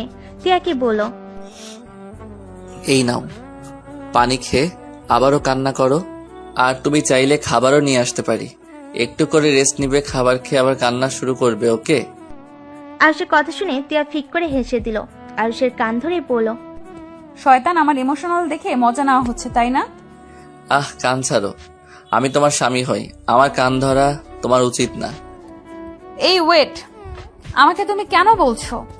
আমি তোমার বয়সে বড়, আমাকে আপনি করে ডাকো। আরুষ তিয়াকে টান দিয়ে নিজের কাছে নিয়ে এসেছে। পিছনের দিকে ঘুরিয়ে পিছন থেকে জড়িয়ে ধরে কানে কানে ফিসফিস করে বলল, আমি আর আপনি করে বলবো না। তুমি বলে আপন আপন লাগে, আপনি বলে কেমন পরপর লাগে। আর তুমি তো আমার প্রিয়তমা, সেখানে অনেক কাছের মানুষ, তাই আপনি না তুমি বলে ডাকবো। তিয়া হালকা করে আরুষের পেটে গুঁতো দিল। আরুষ তিয়াকে ছেড়ে দেয়। তিয়া বলল, আমি কারো প্রিয়তমা না, আর না তুমি আমার আপন কেউ। আমি তোমাকে কখনোই ভালোবাসতে পারবো না। কেন? একবার আমাকে বিশ্বাস করে দেখলে ক্ষতি কি? নাকি আপনার এক্স স্বামীর জন্য পরাণ কান্না করে? আমার কারোর জন্য পরাণ কান্না করে না। আমি একবার যে ভুল করছি সেই ভুল আর দ্বিতীয়বার করতে চাই না। একবার তো একজনকে মন দিয়েছিলাম, ভেঙে চুরমার করে দিয়েছে। আবার তোমাকে দিয়ে নিজের জীবনটাই শেষ করে দিব নাকি? আরুষ তিয়াকে সামনের দিকে ঘুরিয়ে আরুষের 2 হাত তিয়ার কাঁধের উপর রেখে মুখটা কাছে নিয়ে বলল, আমার মনের দরকার নাই, আমার এই শরীরটা আর এই শরীরের আত্মাটা লাগবে, যাকে আমি মৃত্যুর আগ পর্যন্ত পাশে পাবো। যে মানুষটা আমাকে ভালোবাসবে, আমাকে বুঝবে, বাকি মানুষের মতো আমাকে অবহেলা করবে না। শুধু একটু ভালোবাসা দিলে হবে, কারণ সামনের এই মানুষটা ছাড়া আমার দুনিয়াতে আপন মানুষ বলতে কেউ নাই। কেন? তোমার আব্বু আম্মু, তোমার বোন আছে, তাহলে আপন মানুষ থাকলো না কিভাবে? মানুষ যা চোখের সামনে দেখে তা মাঝে মাঝে সত্যি নাও হতে পারে। আপনি বলেও কিছু মানুষ আপন হয় না। মানে বুঝলাম না। আরুষ তিয়ার ঘাড় থেকে হাত সরিয়ে দিয়ে তিয়ার সামনে সমানভাবে দাঁড়িয়ে গ্রিলের সাথে পিঠ ঠেকিয়ে বলল, মানে কিছুই না, চলো ঘুমাবে। অনেক রাত হয়ে গেছে, আর কান্না করা লাগবে না। শুনো, যে কান্না করতে তোমাকে ভালোবাসে আর যাই হোক, সে মানুষটা তোমার যোগ্য হতে পারে না। আর আমি বলছি, ও আমাকে তুমি মেনে নাও। তুমি যেই দিন নিজের ইচ্ছে আমার কাছে আসবে, সেদিন আমি তোমাকে বাচ্চা আম্মুর বানিয়ে দিব। আরুষের কথা শুনে তিয়া ভ্যাবেচাকা খেয়ে গেল, সাথে অনেকটা লজ্জা পেয়ে গেল। আরুষ কথাটা বলে হাসতে হাসতে দৌড়ে রুমের ভিতরে চলে গেল। তিয়া বেলকনিতে দাঁড়িয়ে বাইরের দিকে তাকিয়ে মুচকি মুচকি হাসতে লাগলো আর ভাবতে লাগলো। পিচ্ছি পোলাপাইন অনেক পাকনা, ফাজিল একটা। কথাগুলো ভাবতে লাগলো। আরুষ নিচে বিছানা করে শুয়ে পড়লো। তিয়া আসছে না এজন্য বলে উঠলো, বউ, ওই বউ, লাইট জ্বলে কি ঘুম হয় নাকি? রুমে আসবে নাকি? কোলে করে নিয়ে আসবো?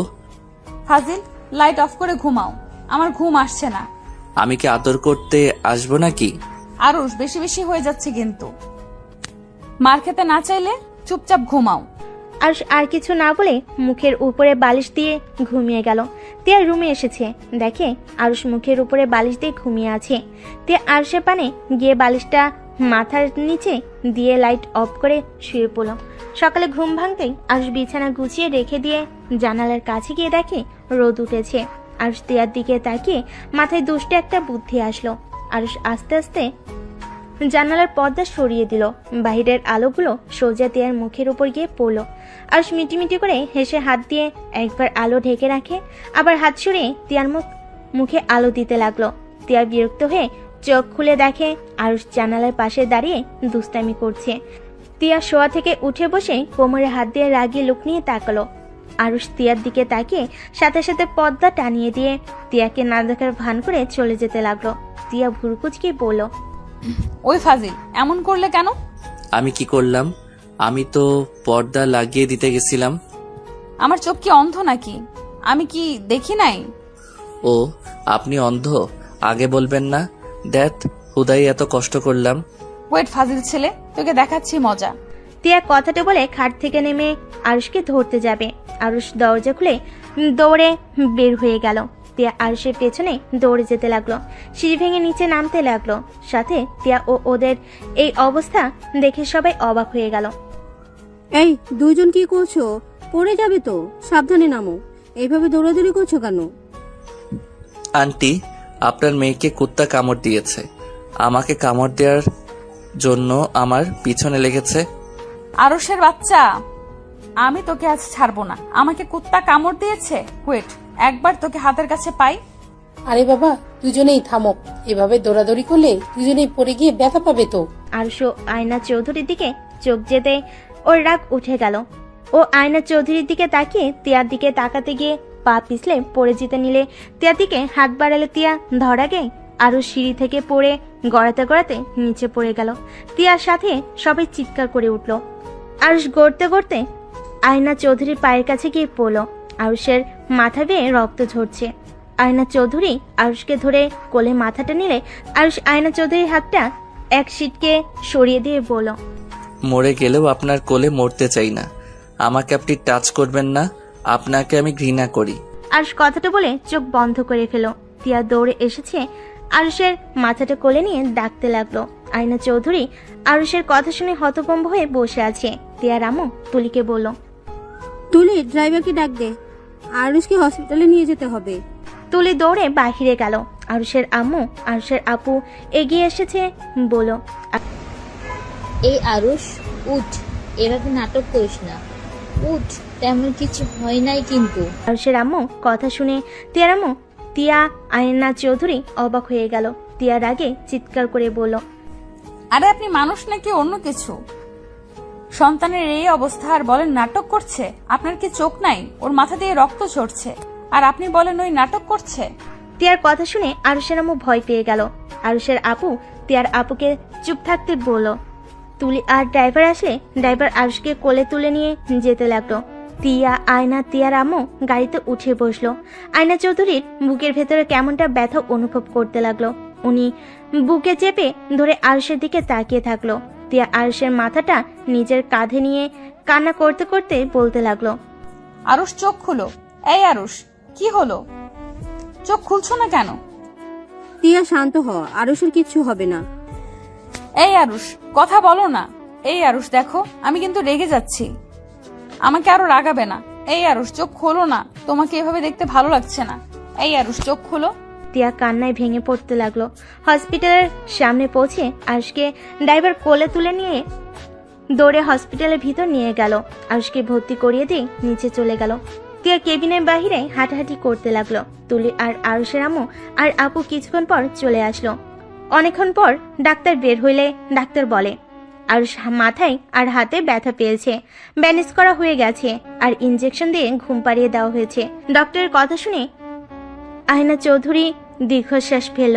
টিয়া ডাক্তারের থেকে অনুমতি নিয়ে কেবিনে ঢুকে আরুষের পাশে বসে আরুষের কপালে হাত বুলিয়ে দিতে লাগলো। আয়না চৌধুরী দরজার ফাঁক দিয়ে আরুষের দিকে তাকিয়ে আছে আর ভাবতে লাগলো, এই ছেলের সাথে আমার কোনো সম্পর্ক আছে? না, তা কি করে হয়? ওকে তো আগে কোনোদিন দেখি নাই, ওর আম্মুকেও দেখি নাই। তাও কেন ওকে এত আপন লাগে? আর ও কেনই বা আমার উপরে এত রাগ? আমাকে যেন সহ্যই করতে পারছে না। আরুষের আম্মুর দিকে তাকিয়ে আয়না চৌধুরী অবাক হয়ে ভাবতে লাগলো, এটা কেমন মা? সন্তানের এই অবস্থা, চোখে এক ফোঁটা পানিও নাই। টিয়ার আম্মু আয়নার দিকে তাকিয়ে বলল, কি রে, কি ভাবিস? কিছু না। আয়না, একটা কথা জিজ্ঞেস করবো? বল। আরুষের লাস্টের কথাগুলো আমার মাথায় ঢুকছে না। ওই তোকে এত ঘৃণা করে যে ওই তোর কোলে মরতেও রাজি না, কিন্তু তোর সাথে তো আমার জানা মনে এই প্রথম পরিচয় হয়েছে। তাহলে এভাবে ঘৃণা কেন করে? তোকে কি আগে থেকে ও চেনে? আমি বুঝতে পারছি না আরুষ এমন করছে কেন। আমি তো টিয়ার স্বামী হিসেবে এবার প্রথম দেখলাম। বিয়ের আগে কোনোদিন ওকে আমি দেখিই নাই, বাট ও আমাকে এমন ভাবে এড়িয়ে যায় আর ঘৃণা করে। মনে হয় আমি ওর কোনো ক্ষতি করেছি, অথচ আমি ওকে আগে চিনতাম না। আরুষকে বিষয়টা জিজ্ঞেস করিস তো, কেনই তোর সাথে এমন করে? একবার ভাবতে পারছিস? কেউ কারো উপরে কতটা ঘৃণা থাকলে কেউ এভাবে কথাগুলো বলতে পারে? হ্যাঁ, আমার আরুষের সাথে কথা বলতে হবে। আয়না চৌধুরী কেবিনের ভিতরে গিয়ে টিয়াকে বলল, টিয়া, তুমি বাসায় যাও, আমি এখানে থাকছি। তোমার তো কলেজে যেতে হবে, অনেক দেরি হয়ে গেছে, যাও। আচ্ছা মামুনি। টিয়া যেতে না চাইলেও যেতে হলো। আরুষের কপালে আলতো করে ঠোঁটে স্পর্শ এঁকে দিয়ে চলে গেল। আয়না চৌধুরী আরুষের পাশে বসে থাকলো। টিয়া বাসে গিয়ে রক্তমাখা জামা কাপড়ের দিকে তাকাতেই টিয়ার পড়ে যাওয়ার কথা মনে পড়তেই বুকটা সহ চিনচিন করে উঠল। টিয়া নিজেকে স্বাভাবিক করে ওয়াশরুমে গিয়ে গোসল করে পোশাক পরে কলেজের উদ্দেশ্যে বের হয়ে গেল। রাকিব টিয়াকে দেখে বলল, আসসালামু আলাইকুম ম্যাম। ম্যাম, আপনার সাথে কথা ছিল। ওয়ালাইকুম আসসালাম। আমি জানি কি বলবে। আরুষ হসপিটালে ভর্তি আছে। কি? আরুষের কি হয়েছে? সিঁড়ি থেকে পড়ে গিয়ে ব্যথা পেয়েছে। আচ্ছা, আমি যাচ্ছি, আমার এমনিতেই অনেক লেট হয়ে গেছে। টিয়া রাকিবকে কথা বলার সুযোগ না দিয়ে হসপিটালের নাম বলে চলে গেল। রাকিবের রাগের শরীর জ্বলতে লাগলো। রাকিব মনে মনে ভাবলো, কি মহিলা, স্বামী হসপিটালে আর উনি কত স্বাভাবিক। একটু কি মনে মায়া দয়া বলে কিছু নাই? রাকিব কথাগুলো বলে বাইক নিয়ে সোজা হসপিটালের দিকে রওনা দিল। এদিকে আরুষের ঘুম ভাঙলে চোখ খুলে আয়না চৌধুরীকে দেখে চমকে উঠল। রাগী লুক নিয়ে বলল, আমার পাশে আপনি কেন? আমি কোথায়? আরুষ উঠতে চাপে মাথায় ব্যথা পেল। আয়না চৌধুরী ধরতে গেলে আরুষ ছিটকে আয়না চৌধুরীকে সরিয়ে দিয়ে বলল, আপনাকে বললাম না আমাকে ধরবেন না। আপনি কি বুঝেন না আমি আপনাকে পছন্দ করি না? আমাকে কেন পছন্দ করো না? আমি তোমার কি ক্ষতি করেছি? আসলে আরুষ, তুমি আয়নাকে কেন দেখতে পারো না? ওই তোমার কি ক্ষতি করেছে? তুমি ওকে সহ্য করতে কেন পারছো না? আরুষ টিয়ার আম্মুকে দেখে হতভম্ব হয়ে গেল। আজ নিজেকে স্বাভাবিক করে বলল, আন্টি, আমি বাসায় যেতে চাই। তুই আসুক, তারপর যেও।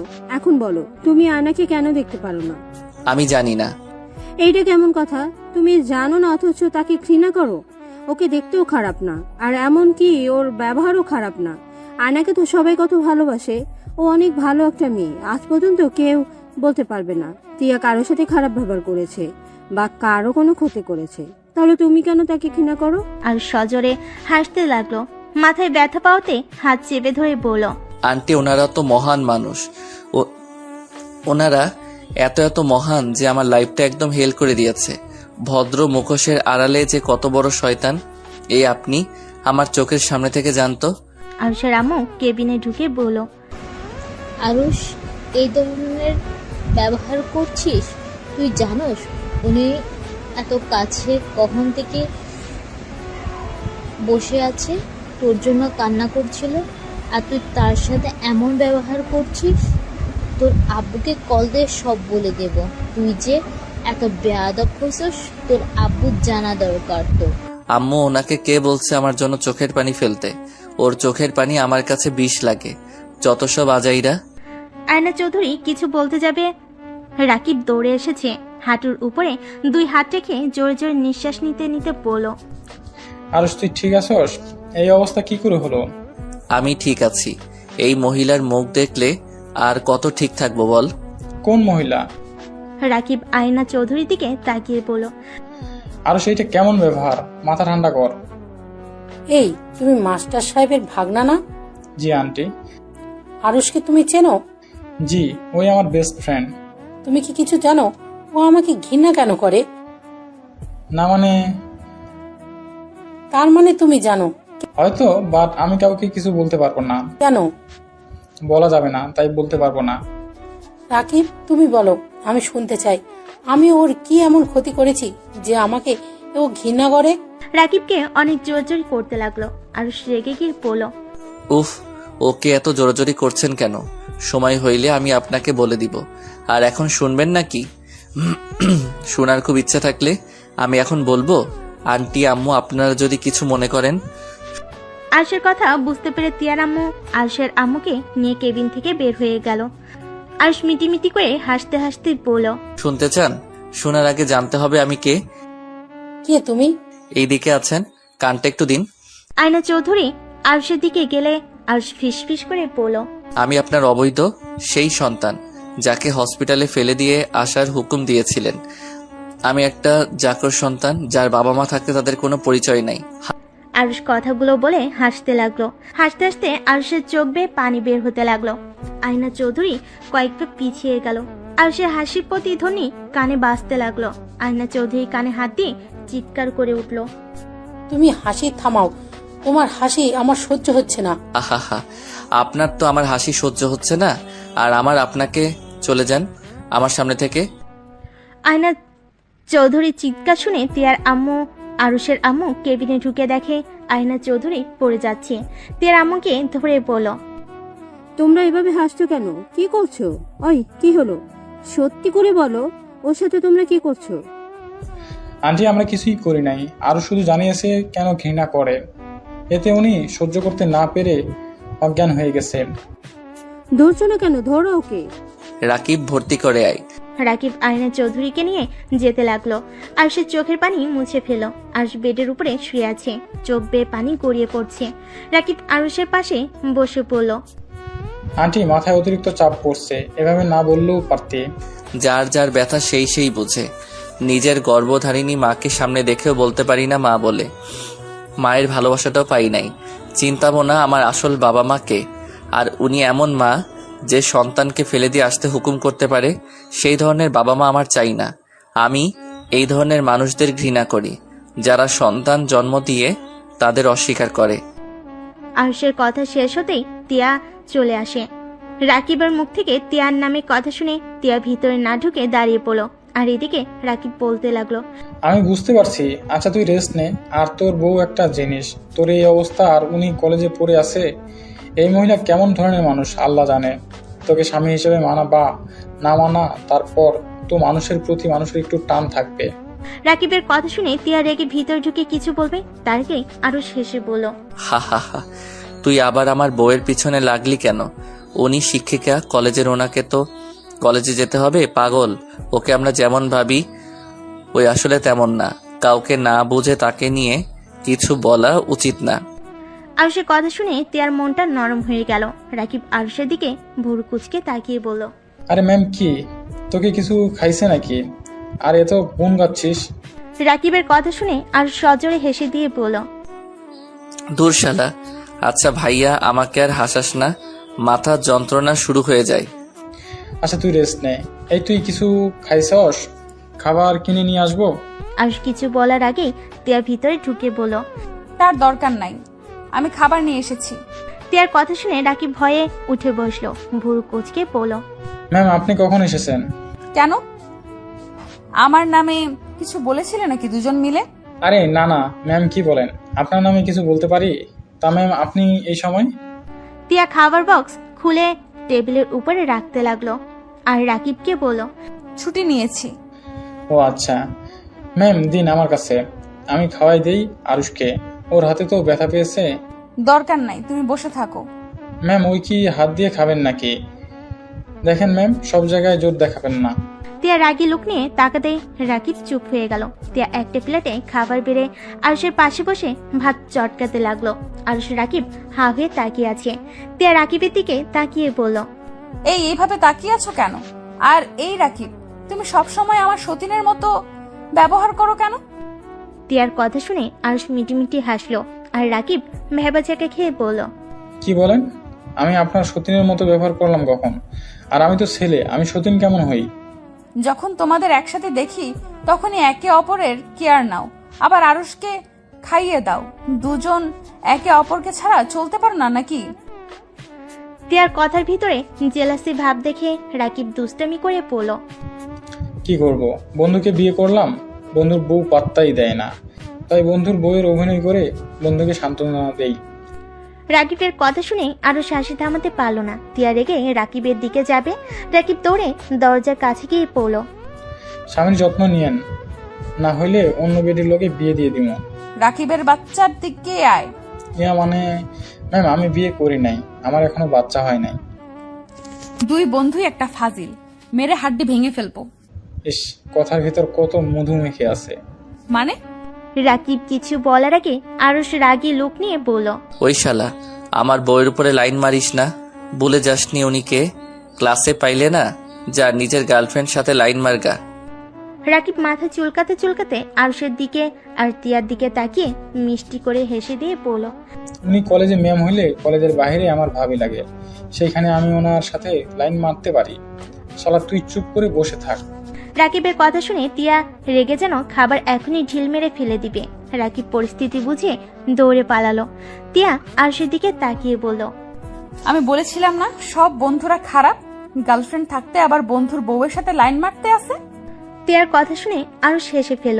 আরুষ তিয়ার দিকে তাকিয়ে বলল, আরে বউ, রেগে যাচ্ছ কেন? ওই তোমার সাথে মজা করছে, ওই ওর গার্লফ্রেন্ডকে অনেক ভালোবাসে, ওই আমার মতো পবিত্র নিজের জিনিস ছাড়া অন্য কারোর দিকে নজর দেয় না।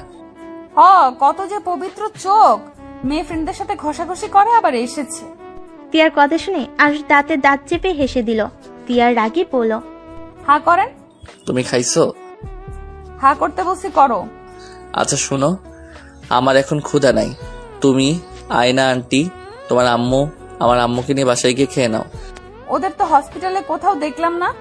কোনো এক কেবিনের ভিতরে আছে। কেবিন কি করে? আয়না আন্টি জ্ঞান হারিয়ে ফেলছে। ও আচ্ছা, তুমি খেয়ে নাও। খাবো না, বাসায় যাব। আচ্ছা আগে খেয়ে নাও, তারপর ডাক্তারের সাথে কথা বলে নিয়ে যাব। ক্ষুধা লাগছে না ওনাদের নিয়ে, তুমি খেয়ে নাও, যাও। আচ্ছা বুঝছি, তুমি শুয়ে থাকো, আমি ডাক্তারের সাথে কথা বলে আসছি। তিয়া কেবিন থেকে বের হয়ে ডাক্তারের সাথে দেখা করতে গেল। ওনার সাথে কথা বলে আয়না চৌধুরীকে খুঁজতে লাগলো। কোথাও খুঁজে না পেয়ে আরুষের কেবিনের সামনে এসেছে। দেখে আয়না চৌধুরী আরুষের হাত ধরে কান্না করছে আর আরুষ বারবার সরিয়ে দিচ্ছে। তিয়া ভিতরে ঢুকে বলল, আরুষ, তুমি আন্টির সাথে এমন করছো কেন? তোমার আন্টিকে নিয়ে যাও, এমন ন্যাকামি আমার একদম দেখতে ইচ্ছে হচ্ছে না। তিয়া মামনি, আরুষকে বলো না আমাকে ক্ষমা করে দিতে। কিসের ক্ষমা আন্টি? তিয়া ওর আম্মুর দিকে তাকাতেই তিয়ার আম্মু বলল, আমি বুঝতে পারছি না ও কিসের ক্ষমা চায়, আর আরুষ বা ওকে ঘৃণা কেন করতেছে। কিছু তো রহস্য আছে। আহ, ব্যথা পাচ্ছি তো হাতে। আরুষ ব্যথা পাওয়াতে আয়না চৌধুরী আরুষের হাতে চুমু দিয়ে বলল, সরি বাবা, আমি বুঝতে পারি নাই। দেখ ছাড়েন তো, বউ ডাক্তার কি বলল? রিলিজ নিয়ে যেতে পারবো। তাহলে চলো বাসায় যাব। হাসতে পারবে নাকি ড্রাইভারকে ডাকবো? হ্যাঁ পারবো, ডাকতে হবে না। আরুষ বেড থেকে নেমে পা রাখতে যাবে, সাথে সাথে পড়ে যেতে নেয়। আয়না চৌধুরী এসে আরুষকে ধরে, তিয়া আরেক পাশে ধরলো। আরুষ আয়না চৌধুরীকে বলল, আপনি ছাড়েন। হাঁটতে পারছো না, ব্যথা পাবে। হা হা, শরীরের ব্যথা দেখলেন, মনের ব্যথাগুলো ঠিক করবেন কিভাবে? ওইটাকে নিজে থেকে ঠিক করতে হয়, তাই এই ব্যথা নিজে থেকে সামলাতে পারবো। আরুষ কথাটা বলে তিয়াকে ধরে হেঁটে যেতে লাগলো। আয়না চৌধুরীর চোখ বেয়ে পানি পড়তে লাগলো। তিয়ার আম্মু, আয়না চৌধুরী আর আরুষের আম্মু মিলে ওদের পিছন পিছন যেতে লাগলো। 5 জন হসপিটাল থেকে বের হয়ে গাড়িতে উঠে বাসার দিকে রওনা দিল। আরুষের আম্মু আরুষকে বলল, আরুষ, তোর বেয়াদবি বের করবো। তোর আব্বুকে খবর দিয়েছি, তোর আব্বু মনে হয় এ বাসায় চলে এসেছে। এই, আপনি প্লিজ চুপ করবেন? সব সময় খালি ওর ভুলগুলোই দেখেন আর বকার উপরেই থাকেন, ভালো ব্যবহার করতে পারেন না। আপনি নিজেই চুপ থাকেন। আমার আম্মু আমার সাথে যা ইচ্ছে করবে, এতে আপনার কি? নিজের চিন্তা করেন। আর আম্মু, তুমি আব্বুকে এই অবস্থায় ওই বাসায় আসতে বলে কেন? আমি বেয়াদবি করছি, পরে শাস্তি মাথা পেতে নিয়ে নিব। শুধু শুধু আব্বুকে ওই বাসায় আসতে বলছো? মজিদ ভাই কি সত্যি বাসায় এসেছে? ওনার সাথে আমার কথা বলতে হবে। ওমা, আপনি আমার জামাইয়ের নাম জানলেন কেমনে? বিয়ে দিন হয়তো শুনেছিল। ও আয়না চৌধুরী কাউকে ফোন দিল। কল দিয়ে বলল, আয়ান, তুমি কত দূর? তোমাকে না বললাম তাড়াতাড়ি তিয়াদের বাসায় আসতে? প্রায় এসে গেছি, বাট এত জরুরি আসতে বলছো কেন? আমি তোমার সাথে সংসার করার জন্য ডাকছি না, তোমাকে আসতে বলেছি, আসো। আমার খেয়ে কাজ নাই? আমার বউ বাচ্চা রেখে তোমার সাথে সংসার করতে যেতে হবে? উল্টো পাল্টা কথা বললে কিন্তু আমি মাঝপথ থেকে চলে যাব। আচ্ছা সরি, তাড়াতাড়ি আসো প্লিজ। আয়না চৌধুরীর কথা শেষ হলে কল কেটে দিল। তিয়ার আম্মু অবাক হয়ে বলল, আয়ান ভাইয়ের সাথে তোর কথা হয় এখনো? মাঝে মাঝে। ভাই জানে? ও সব জানে আর আমাকে সন্দেহ করে না। আরুষ কিছু বলার আগেই ড্রাইভার গাড়ির বাসার ভিতরে নিয়ে থামিয়ে দিল। তিয়া আরুষকে ধরে ভিতরে নিয়ে যেতে লাগলো। আরুষ বাসার ভিতরে ঢুকতেই আরুষের আব্বু চমকে গেল। আরুষ বাপ, আমার তো কি হয়েছে? তোর এই অবস্থা কেন? আব্বু ঠান্ডা হও, আমার কিছুই হয় নাই। আব্বু, এটা তোমার বৌমা তিয়া, এটা আমার আব্বু। আসসালামু আলাইকুম আঙ্কেল। তুমি আমার ছেলে এই অবস্থা করেছো? তুমি নিজেকে কি ভাবো? হ্যাঁ, বাবার টাকা পয়সা আছে বলে যা ইচ্ছে করবে? নিজেকে কি ভাবছো তুমি? আরুষের আব্বুর কথা শুনে সবে ভেবাচেকে খেয়ে গেল। আরুষের আম্মু কিছু বলতে যাবে, সাথে সাথেই আরুষের আম্মুর গালে থাপ্পড় মেরে বলল, তুই চুপ থাক, তুই আর একটা কথাও বলিস না। তোর টাকার লোভের জন্য আজ আরুষ। আব্বু আব্বু ওয়েট, আম্মুর উপরে রেগে যাচ্ছ কেন? তুমি বাহিরের মানুষজনের সামনে আমার আম্মুর গায়ে হাত দিতে পারো না। আব্বু, তুমি আমার সাথে চলো, আমি তোমাকে বুঝিয়ে বলছি। আর তিয়ার জন্য আমার কিছুই হয় নাই। আমি সিঁড়ি থেকে পড়ে গেছিলাম পা স্লিপ খেয়ে। বিশ্বাস না হইলে ওই মহিলাকে জিজ্ঞেস করেন। আরুষের আব্বু আয়না চৌধুরীর দিকে তাকাতেই চমকে গেল। সাথে সাথে মাথা নিচু করে বলে উঠল, ওয়ালাইকুম আসসালাম মজিদ। আয়না চৌধুরী কিছু বলতে যাবে, তার আগেই আরুষ বলল, আব্বু, আমার সাথে চলো। আর তুমি মাথা নিচু করে আসো কেন? তুমি ওদের গোলাম না যে মাথা নিচু করে থাকবে? তিয়ার কিছু বলার আগেই আয়ান তালুকদার বাসার ভিতরে ঢুকে পড়ল। আয়ান তালুকদার আরুষের আব্বুকে দেখে সালাম করলো মাথা নিচু করে। আয়ান তালুকদার আরুষের আব্বুকে জড়িয়ে ধরলো। আরুষের আব্বুর খোঁজ খবর নিতে লাগলো। আর কিছু বলতে যাবে, তার আগেই আরুষ বলে উঠল, আঙ্কেল, আপনি যা বলতে চাচ্ছেন, আমার মনে হয় আমাদের 4 জনের একসাথে কথা বলে সব মিটিয়ে নেওয়া ভালো। আরুষের কথা বুঝতে পারলো না। আরুষের দিকে তাকালো। আরুষ ওদের একটা রুমে যাওয়ার দিকে ইশারা করলো। আয়না চৌধুরী আরুষকে ধরে বলল, আয়ান, আয়ুষকে ধরো, ও একা হাঁটতে পারবে না, ওর হাতে পায়ে ব্যথা পেয়েছে। আয়ন তালুকদার আরুষকে ধরে নিয়ে যেতে লাগলো। সবাই অবাক হয়ে ওদের দিকে তাকিয়ে আছে। ওরা 4 জন রুমের ভিতরে গেল। আয়না চৌধুরী আরুষকে খাটের উপরে বসিয়ে দিল। আরুষ বলল, আন্টি, দরজাটা লাগিয়ে দেন। দরজা লাগিয়ে দিয়ে আয়ন তালুকদার আরুষের আব্বুকেই বলল, মজিদ, আমার সন্তান কই? আমরা 2 জন তোকে কত খুঁজি, তোর কোনো ধারণাও? প্লিজ ভাই, আমায় বলে দে আমার সন্তান কোথায়। আরুষ হাসতে লাগলো। ওর আব্বুর কলার ধরে আরুষ রেগে গিয়ে বলে উঠল, আয়ান, মজিদকে ছাড়ো, আমাদের সন্তান তোমার পেছনে, ওইটাই আমাদের সন্তান। আয়ন তালুকদার আরুষের দিকে তাকাতে আরুষের কাছে এগিয়ে যাবে, তার আগে আরুষ বলল, না না, একদম না, আমার কাছে আসার চেষ্টা করেন না। কেন? আমি আপনাদের বাবা মা হিসেবে মানি না।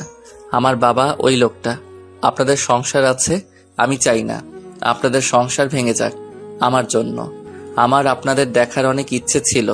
আপনাদের মতো মহান জনকে দেখে আমি অনেক আনন্দিত। এখন আপনারা আসতে পারেন। আর হ্যাঁ, এখানে কি কি কথা হলো বাহিরে কেউ যেন না জানে।